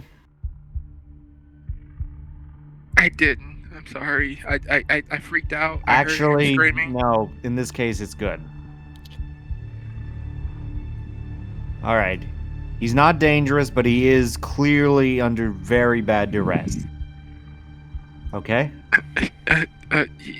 Yeah. I'm sorry. I just freaked out. I wouldn't have It's involved fine. you. It's fine. You did the right thing, okay? Okay? And she looks from you to him and nods her head, her mouth a little open, aghast at just the sheer amount of blood that's welling from his foot across her floor, and the mess that he's made, and the fact that he is someplace where he should not be. Alright. He did a wrong. He's a complete idiot in that regard. But we are going to help him because we're not monsters, okay? Okay. Now, help me stop the bleeding. I'll try to lessen his pain and calm him down, okay? Go get bandages. Go relax. Just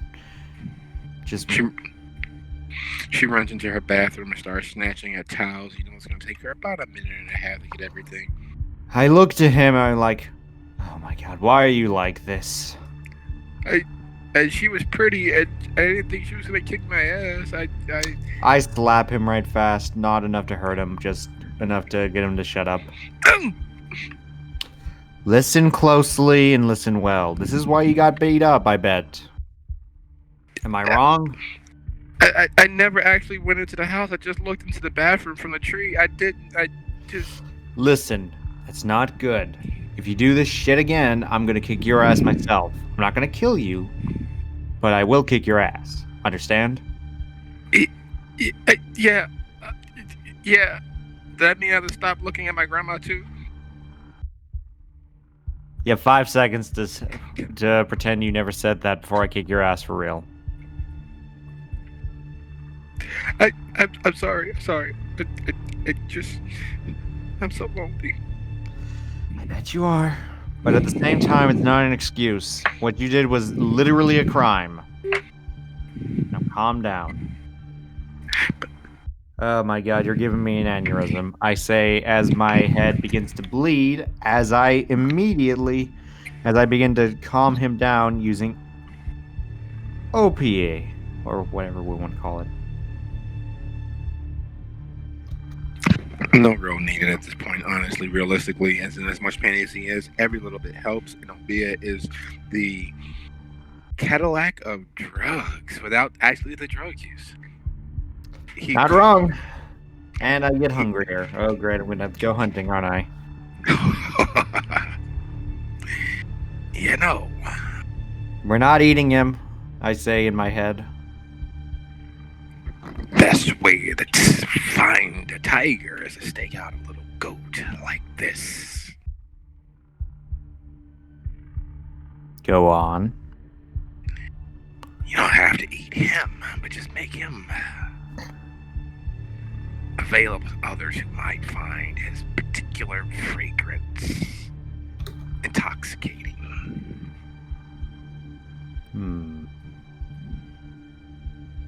The fact that I'm actually considering this concerns me.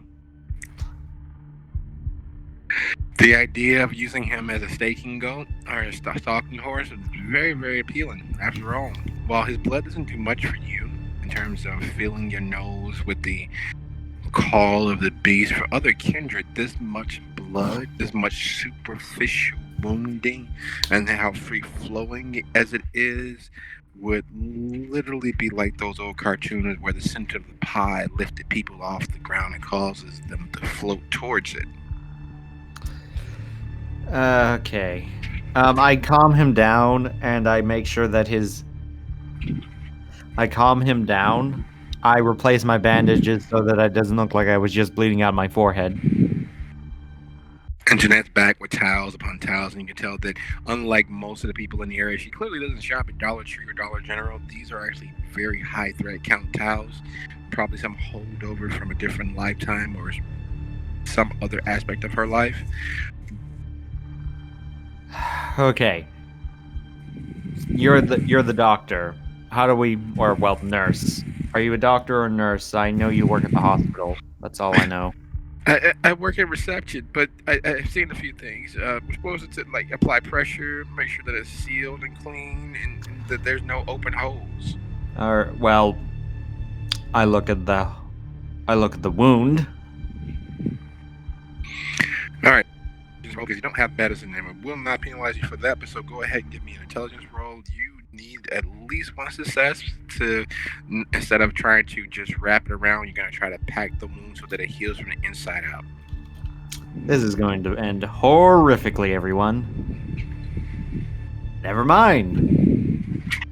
Look at that.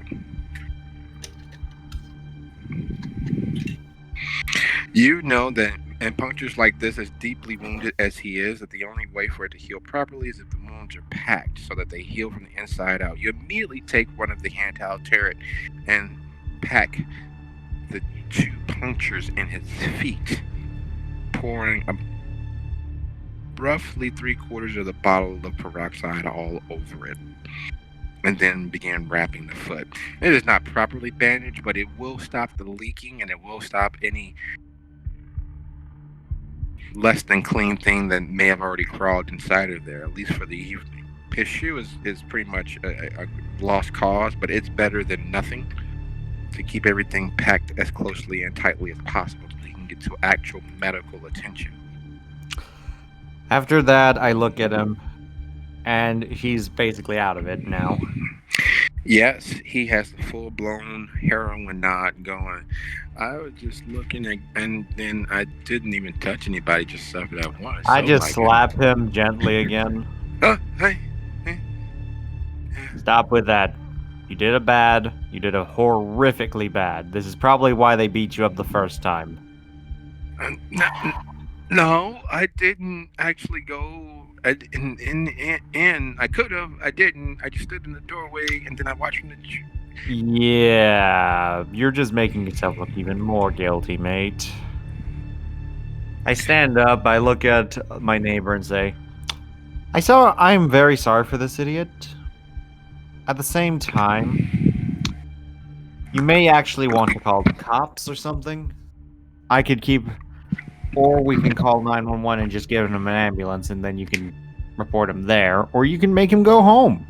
Because, let's be frank, he'll go home. Yeah, I'll go home. Home. Hi. Hello. I look at you. I look at him, and I immediately say, on second thought, I'm probably just gonna have to drag him to wherever he lives. She nods her head. She's torn because she doesn't. It's just he's clearly mentally deficient. At least that's what she's getting based on the fact that she doesn't realize how high he actually is, how many endorphins have suddenly flooded his system. But she also, there's a twinge, a small change in her temperament as she realizes how bad this could have been for her. What do you want to do? You're the victim here. She frowns, looking from him to you. Listen, I want to help. I don't like seeing people get hurt, even idiots that deserve it. I'll beat them up, but I won't kill them. This asshole deserves at least some punishment, but at the same time, I look at him and say, yeah. So, you're the victim. Make the decision yourself. Okay? I'll help you out as best I can. She nods and takes a step back. And then you see it. You see it dawning as if the sun itself is mounting the crest of the horizon line, and she hauls back and kicks him as hard as she possibly can. Would you be so kind as to roll your dexterity and athletics for me, please? She trying to kick me too, or me trying to stop her? This is a reflex check, basically.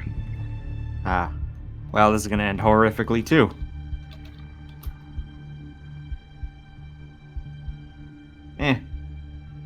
Surprising. Instinctually, you reach out and grab his arm. In doing so, you tear his jacket, but that tear and that grab is enough to keep him from stepping back and falling back on the boards of nails by the window behind him. It is clear that her kick is not one of complete passivity. It is filled with the potential of her clearly active high school and college life, because you heard this solid whack, and it happened so quickly that if he wasn't already at the edge of bliss, you are sure that she would have incapacitated him almost permanently. There's a small wet sound issuing from his pants as he looking down and realizes that he almost stepped on the board, and he tries to laugh, but then his face just explodes with tears, as even while pumped up on endorphins as he is, the new pain from her kick has caused a physical response. I look to her as I'm dragging him out the door. You are really good at defending yourself, I can tell you that now. Also, let's hope to God he doesn't die. Even if he's an idiot. You son of a bitch! And she starts cursing, and the anger and the relief of having survived the moment kind of washes over her, and you're sure that part of the anger is her shock response and cry for defense, like to avenge the wrong that could have happened if he was more dangerous physically. Would he live long enough for me to let him just listen to this? Or- Yes. All right, I'm just gonna hold him there while she screams. She empties out the entire dictionary's worth of profanity and threats and how stupid, idiotic, and dangerous that he is, and she hopes that he fucking dies, or worse yet, causes a retroactive abortion, and he crawls up into his mother and she dies while he needs her to live. It's just a mess. She goes on and paints the most horrific ideas in your head. I look at her and I say, okay, enough. You made your point. He deserved that a little bit. But also, damn. Are you okay?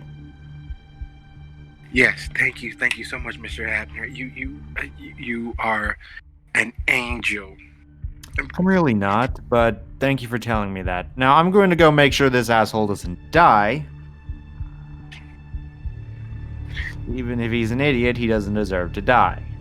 And as you turn away with him, it's only then does she actually catch sight of the bandages on your head, and her mouth drops open. Are you okay? It's a childhood injury. But it's I won't pry. But it's bleeding now. You sure? No, thank you. It bleeds when I'm really stressed. And dealing with this asshole kind of, yeah. Thank you, Mr. Abner. You please take care of yourself. Oh, I try. Now, if you need me, I'm going to be making sure this asshole gets to a hospital. Come on. You're literally dragging almost dead weight at this point. Between her kick and the blissed out reality that he's existing in and his already barely adult senses that he had to work with, he is literally ricocheting back and forth between pain and pleasure with such speed and rapidity that the outside world is a blur of nothingness for him right now. I say as I'm exiting through the back door, you know what? You deserve being bait for a little bit. Come on, we're gonna go see if I can catch something.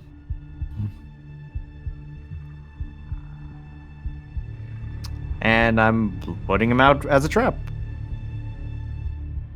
Now, the beauty of your small, out-of-the-way apartment building is that without knowing that it's there, most people wouldn't.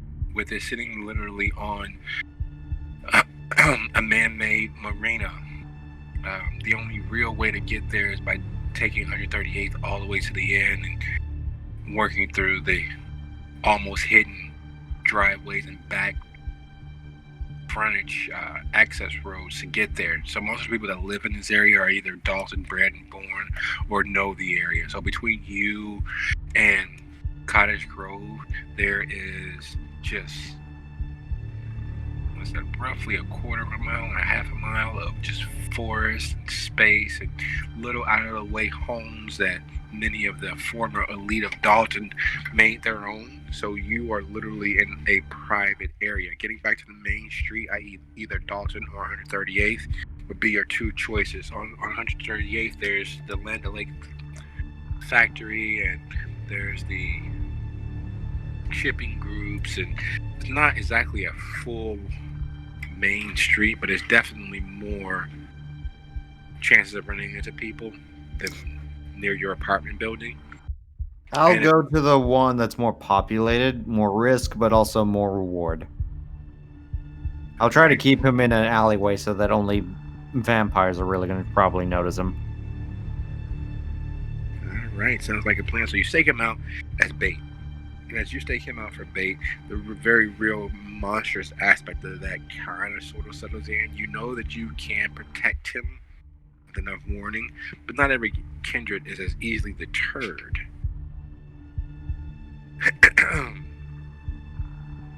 And while you don't mean to, you keep an eye on the environment and the area, and you see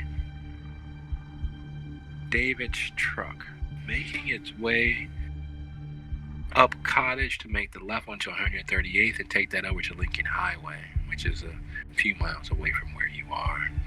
But seeing David's truck with him in the cab with a Hasidic, remember the Hasidic community, stirs an ill feeling in you.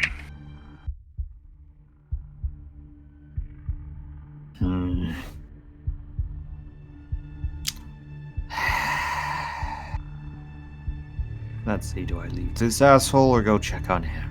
Asshole. I can't leave him to die, but I also... Alright, come on. I go to drag him into a place nobody can really find him, and then I go try to check on David. You guys just like ruining my plans now, don't you? Come on. Oh god. Oh god, you're heavy. Why? Getting him out of sight isn't all that hard. You know several places to dump bodies and keep people out of sight, especially this close to your actual haven. Flagging down David is another matter entirely. As you're making your way to Lincoln Avenue to drop off Itzhak, David, you see Abner flagging you down. What are you gonna do? Pull the parking brake, stop, and see what he needs. What the hell are you doing here? Same with you. I'm not doing a job. Itzhak waves, and yes, it's very apparent from his dress and his demeanor that he is 100% part of the Hasidic community. What sort of job would a person, a worshiper, have with a kindred? I look at him. I look at David and immediately ask, explain. It's a department job I'm doing. He's been very helpful. Is this one of your troublesome high school friends? Do I recognize him at all? No, because he's actually one of the more higher quality individuals that deal with what he deals with. He's typically not in the area without proper escort. So in other words, this is a high-ranking official. Correct? No, he's a higher echelon member of his particular trade, but he's not a kindred person. I just stare. What are you doing here? I don't believe that's any of your business. We were handling business. I never got your name, but if is your friend connected with our business anyway, in any shape, fashion, or form? Me and him are more recent allies. He doesn't know. Yeah. He doesn't know much of. I don't know much of his business either. Oh, so he doesn't know of Sephora? Well, then why are we talking to him? I need to go. I need to get back to the city. Would you be so Right. Can I ask you a quick question? Sure. If I can ask you one. Sure. Why What are you happened really to your here? forehead? I got a cut on it when I was a kid. Still bleeds a little bit sometimes when I'm really stressed. Now, new question for you. Why are you really here? I told you he's doing a job with me. Mm-hmm. You know his occupation? Yes, I'm a college student. And I am a purveyor of certain goods that you clearly don't need. You have certain issues going on. Isn't that called stigmata? And normally, isn't it in your hand? First, no, it's not stigmata. Second, wait, what? How do you know it's stigmata? It's part of my studies. Cooperative religious. Yeah, I'm aware of that. Where are your escorts? Unfortunately, there's been several issues, and it hasn't worked out. This is my third trip to this suburb, and I don't like it at all. Not at all. So you don't have your bodyguards, even though you normally have bodyguards. You're currently with David here. Yes, and he was quite efficient. This is a trap.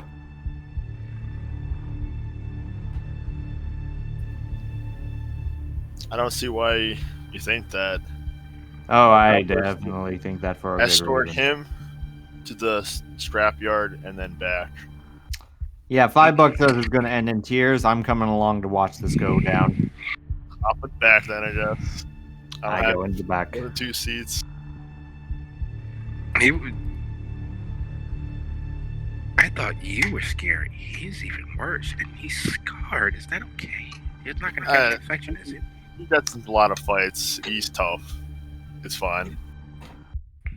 And the moment you mentioned tough, unfortunately for you all, coincidence seeks to betray all semblance of reason, as Everett, your conversation with Olivia has not worked out to the best of your understanding. It is clear that if she speaks for the average below the line kindred of Dawson, that most people will have probably suggested and voted for you all staying as a protectorate of Chicago instead of striking out as independents. That doesn't add up with what you know Geneva and the Senate has put forth.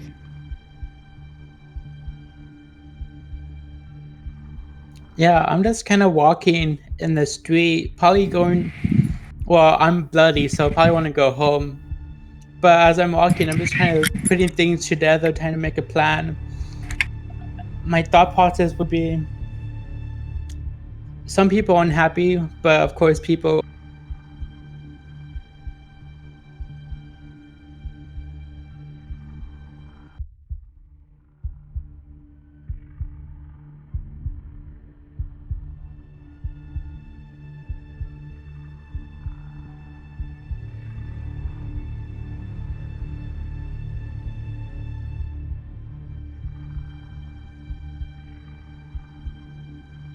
Unhappy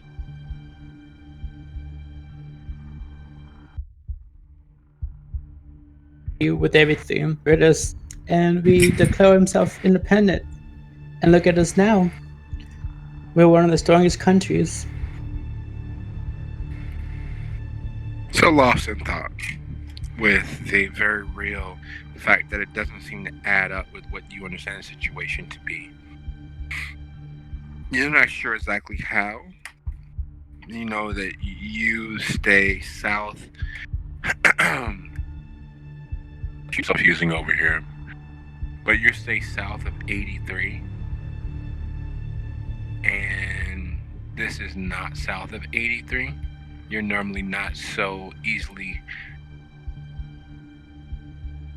distracted or confused. But here you are on 138th, and there's a truck that you recognize that you've rode in just there. And behind the wheel is David and some member of the Hasidic community. And in the back, as you try to write what you're seeing, is Abner. Are they following you? Let's find out. So with that, I'll stick my leg out in the middle of the street and kind of be like catcalling them as like a hitchhiker. Be like, I'm here. I'm How do right you here, spell- boys. Quick question: how do you spell Hispanic? Hasidic? Hasidic. H-A-S-I-D-I-C. H-A-S. And after the S, what is it? Sorry for the interruption. I-D-I-C. Okay, thank you. Sorry for the interruption. I just had to check. No worries.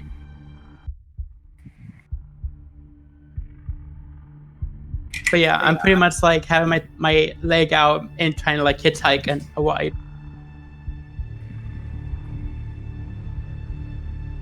There's coincidence, and then there's the betrayal of fate, it seems, for you tonight, David, because there is Everett.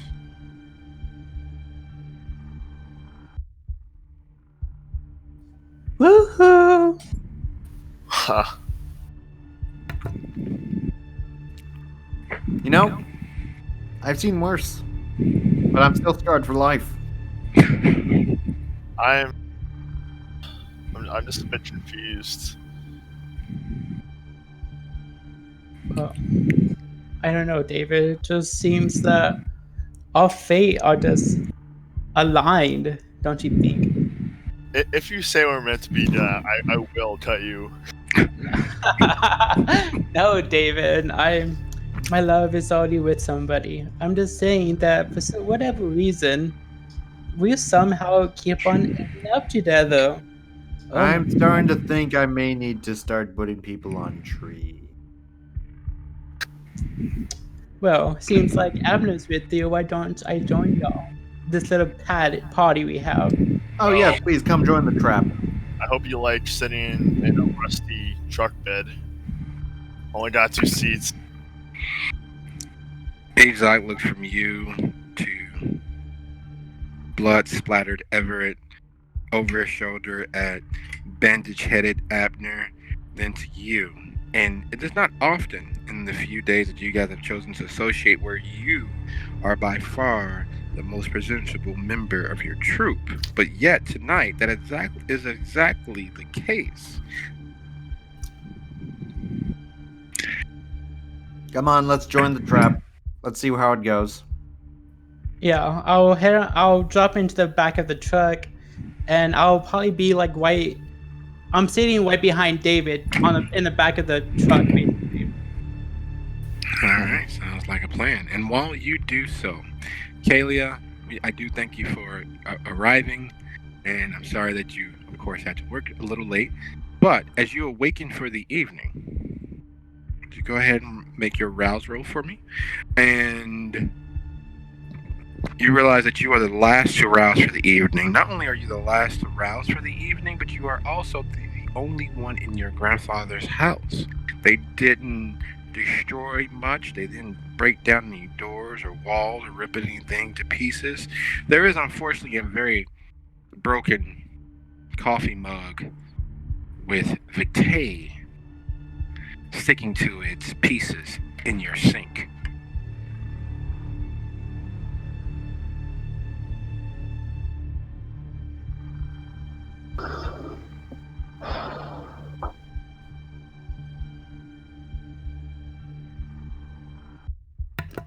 Insanely delicious vitae, by the way. Wait, isn't it? Sorry, but isn't it ash by now? Since after the ritual is complete, it become ash. I'm still alive, so I don't know. No, that's the vitae after the ritual is complete. It is inert, but we're rewinding time a little bit. Ah, okay.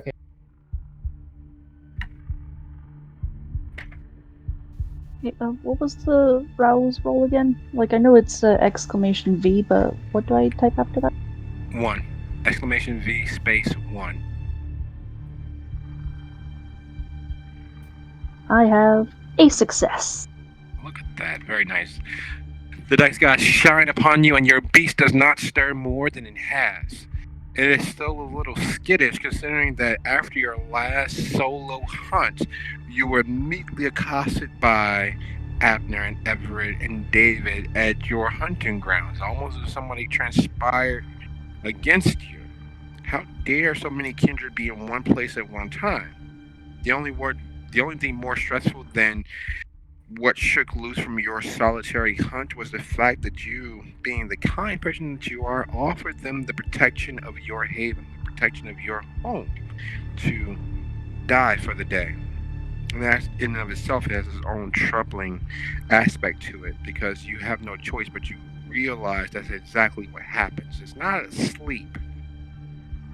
Because even people that sleep and don't remember their dreams have them. That was death. It has been death. And you realize that even more so with the absence of Iona in your life.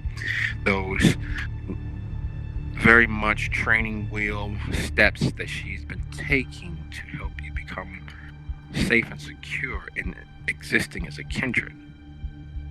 Try though you might to ignore that fact, it is time for you to live up to her expectations of you, which means you need to leave, you need to get out there into the world, and you need to do things. Even though your beast hasn't risen, there is the ever-present hunger for life, which is what you're really drinking down when you take blood from your victims. What would be for a few steps of the evening, knowing that the people that helped her escape the situation are gone.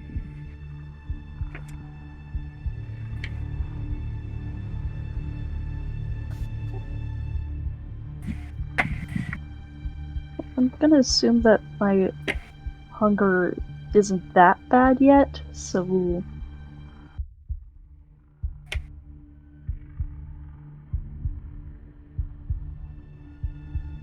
No, it's all. Best... You're gonna what? You first. I interrupted you. No, not at all. It's always present. It's not always painfully present or pushing.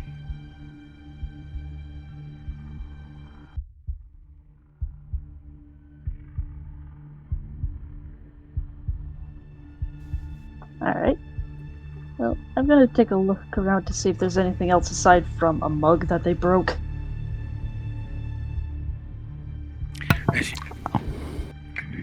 As you tour your grandfather's house and look at the pictures that he's managed to put up on the walls and save of your times together, and there were many times together over the years, it unfortunately is not the most emotionally painless, because he is not here.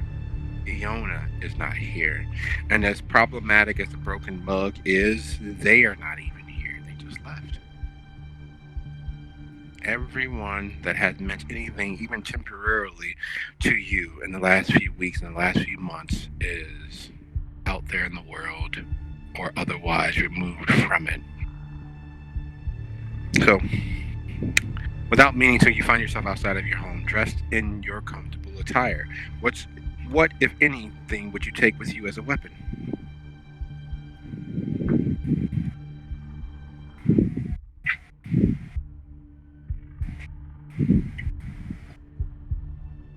Permission to look around to see if my grandfather has a gun? He does. He has a gun for protection, which unfortunately is a shotgun. He has several bows lined across his home. He even has a machete that he kept sharp enough to split a hair, as he'd like to say, present. He was very much a man of the land, so outside of the axe and the machete, everything else is either for defense or hunting, and he hunted with a bow.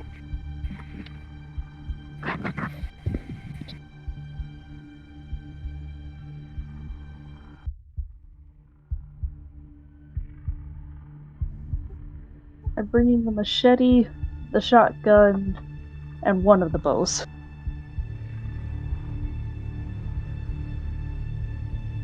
So you're loaded for bear. What? So you're loaded for bear. That is a significant kit out in terms of traipsing across the city streets and patrolling your little happy area of Dalton. Your loadout is for literally kicking ass and taking names, and you didn't bring any writing utensils. So as you head out with a definitively aggressive stance towards the world, you traipse and track and follow one scent after another. The image of Iona spurring you on, the spirit of your grandfather whispering in your ear as to the standards necessary to complete a hunt. It is emotionally intense. It is as if you are carrying with you spirits, as if you're mentally haunted and hunted by those things that matter to you and that you matter to. You've never engaged much with the other kindred of the area outside of Iona. You've never bothered to really take part in the society around you. You've never really bothered to let your voice be known. And unfortunately, the reality of that is coming home to roost. Because without making your presence known, without making your voice known, you are prey. And that's not a place that you want to be. That is not the person you see yourself as. That's not something that you have ever been. And the shock of Iona's missing, the shock of your grandfather's death, and the shock of actually surviving the night so closely connected with other kindred has jarred something loose. The funk that you've been living under, the fear that has possessed you without you realizing it. You need to make yourself known. You need to be able to stand your ground and be accountable for your own actions, which is what Iona kept pushing you towards, guiding you through. But those days are over. The training wheels are off. The baby steps are gone. How are you going to make yourself known? How are you going to take control of your next few, several potential centuries? What's your first step?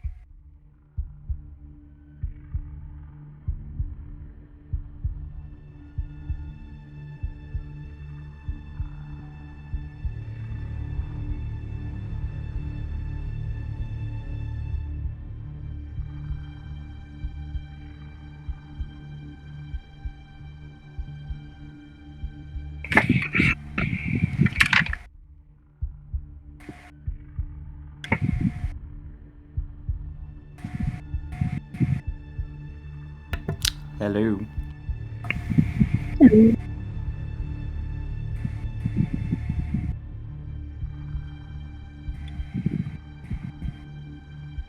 Did we lose you? There we go. Had a connection break out. Sorry. No worries.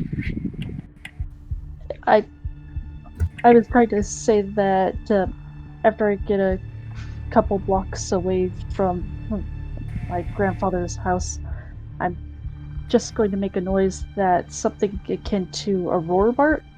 Okay. And then I gave you a link to what I was trying to describe. Okay, no worries. You exalt yourself. You let your presence be known into the night. You declare that this is your territory. Unlike other animals who use vocalizations to connect with others, yours is a warning. It is a sign to stay away. You're not appealing to others of your species. You're declaring that this is yours. yours. That this area, that this place and time, this moment, this space is all yours. Having traveled through the night and circled and hunted and demarked what should be your territory, what you are claiming as yours, you find yourself at Park Avenue and 138th. And for you, gentlemen of the troupe, if you all would be so kind as to go ahead and take a hot second, because let me see if I can save that link.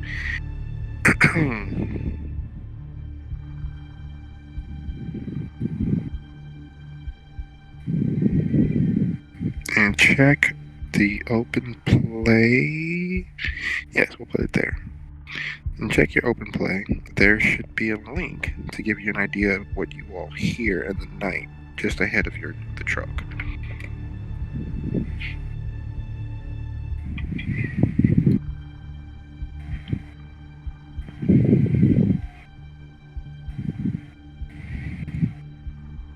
As you find yourself on 138th and Park, you realize that you've ranged and roamed far using the forested areas of Dalton and moving from one block to the next.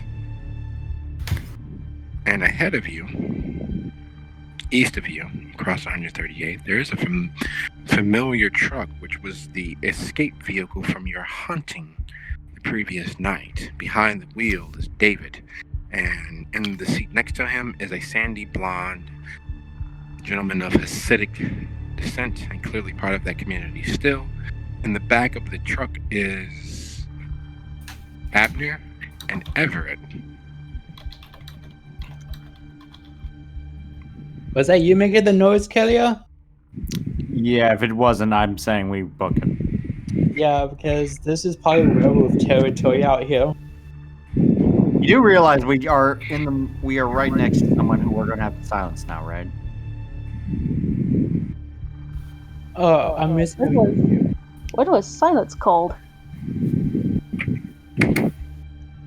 It's a myth, okay? It's a werewolf myth. You never heard of them? And Itzhak is looking from... Like the movies?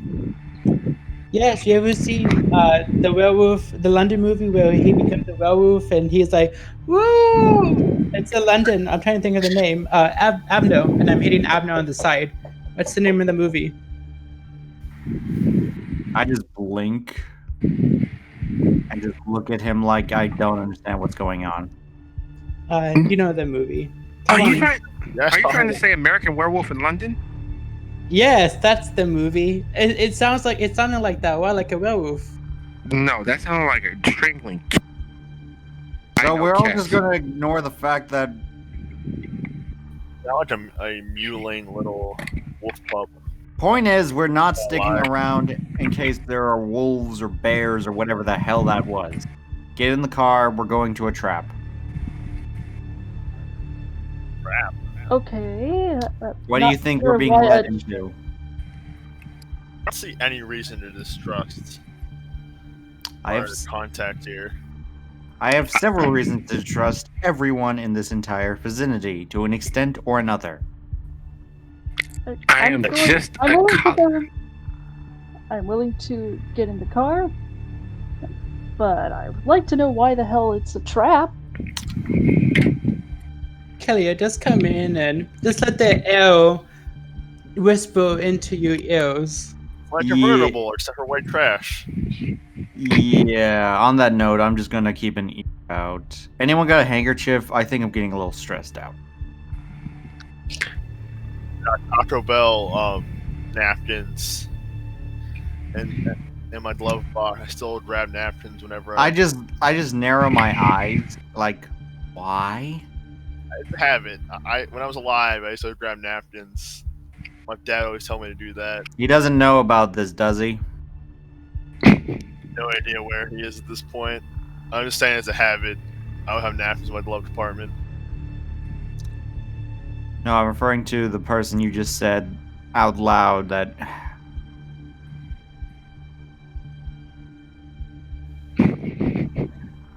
Anyway, Don't mind me. I am merely trying to get home. I have conducted my business. I will forward you what funds that I can. You'll probably only get 10%. You know how banks work. Tonight, I will speak to Safoa that you have been of great help. I think I can have Uber from here, my friend. You should probably Yeah. tell. You should probably tell someone about the noise in case it's what they said it was. That's probably fine. I'm gonna start bleeding a little bit as I activate heightened senses immediately. If The he's werewolf doing, world.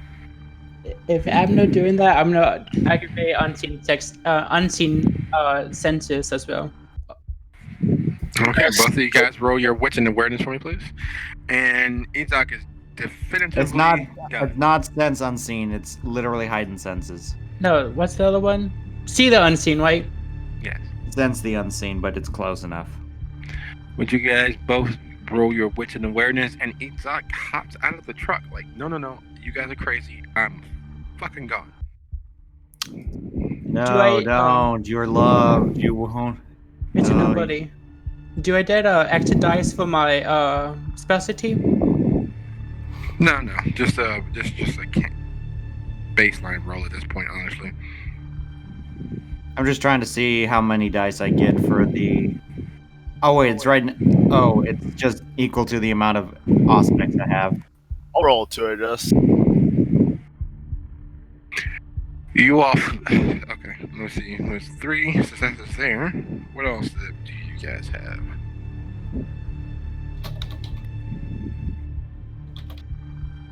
Oh, look at that. Paranoia. 1 second. 6 successes.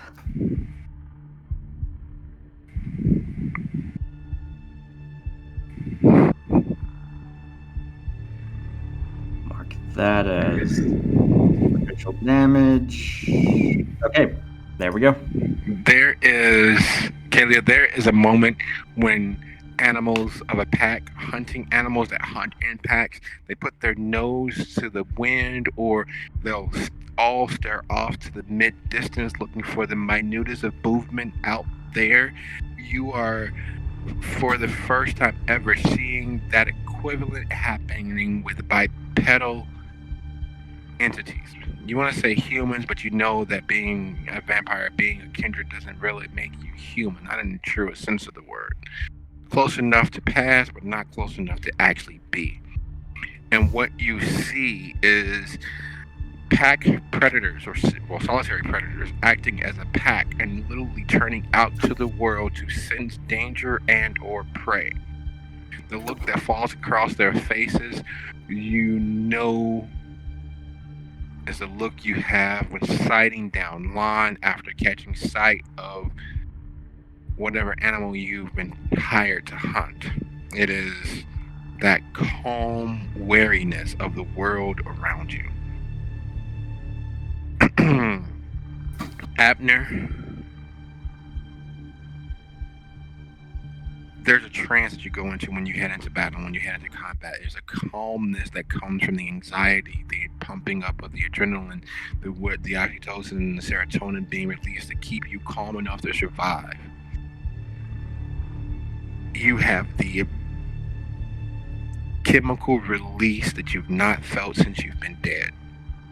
It's that combat breathing that you would do to keep yourself focused and in line and not be overcome by the adrenaline that was triggering your fight and flight response. And you're this close to hearing that annoying voice in your ear, and you know that it's there, beginning to talk, but you tune it out and focus outward. Everett, David,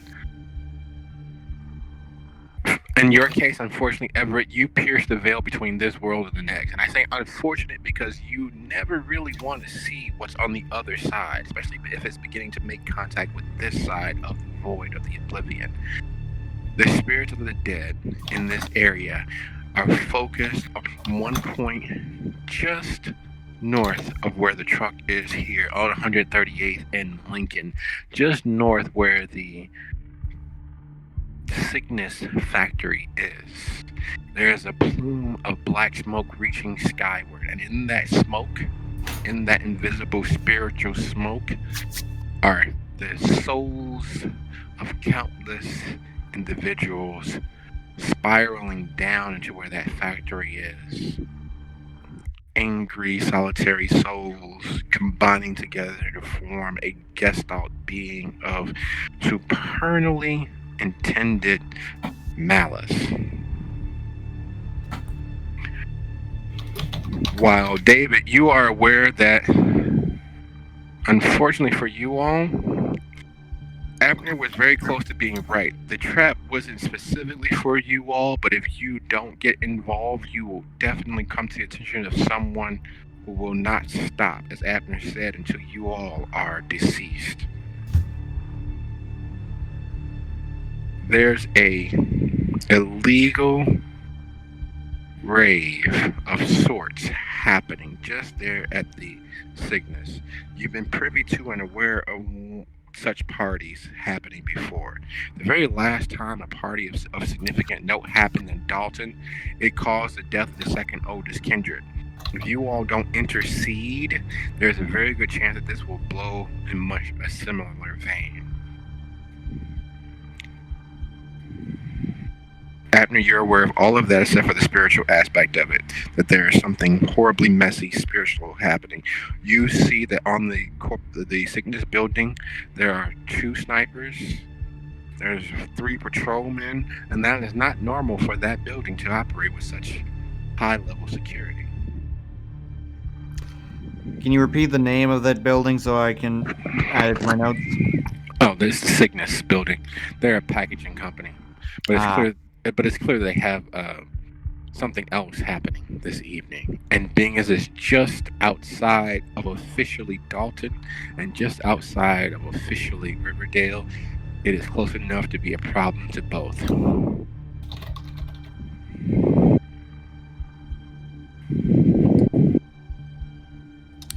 I just look at the group and say, you guys see the snipers, right? Snipers? Yeah. I said, Abner, shut up. And I'm not yeah. talking loud. I'm talking softly. You don't see them, don't you? You don't see the stuff coming out of the building. What stuff? Explain. Kaelias, give me your shotgun. Okay. There's snipers currently on that Shooting building. it, I can see them with my eagle eyes. I say eagle eyes. I cocked the shotgun and I pointed it to the guy in the passenger seat and says, Izak got hawked out, remember? "Oh, he got out. He's not even there." No, he got out and ran. You guys are acting weird. He wants to live. Well, I cocked the shotgun and be like, "What do you want to do?"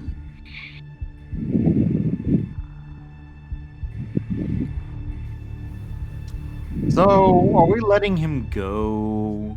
Or are we going to take him back for interrogation? We need his body. He's a little higher paid. The idea to kind of test them. Okay, David, you can sit there. Me and Abner will go and dead him. Wait, why me? Why do I have to go? Because, unlike you, I can't really carry a body. Or not a body, but I can carry an unconscious body with me. I have to. I need some I'm help. literally the musclehead of this group right now.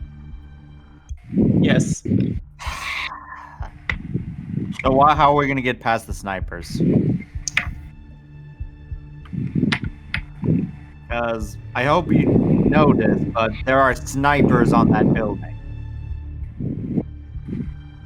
I scout ahead, try to find a place where you guys sneak past. I park the truck up here. The streets are sick. So you guys are going to assault the building. You're going to find out what's going on inside and see if Izak has made his way there. So with those plans and preparation being made, I want to thank you all for a lovely session. And I look forward to seeing you all here at the same time next week. Good night, guys. Good night. Good night. GG. We're not going to talk about Toad's bed again, are we?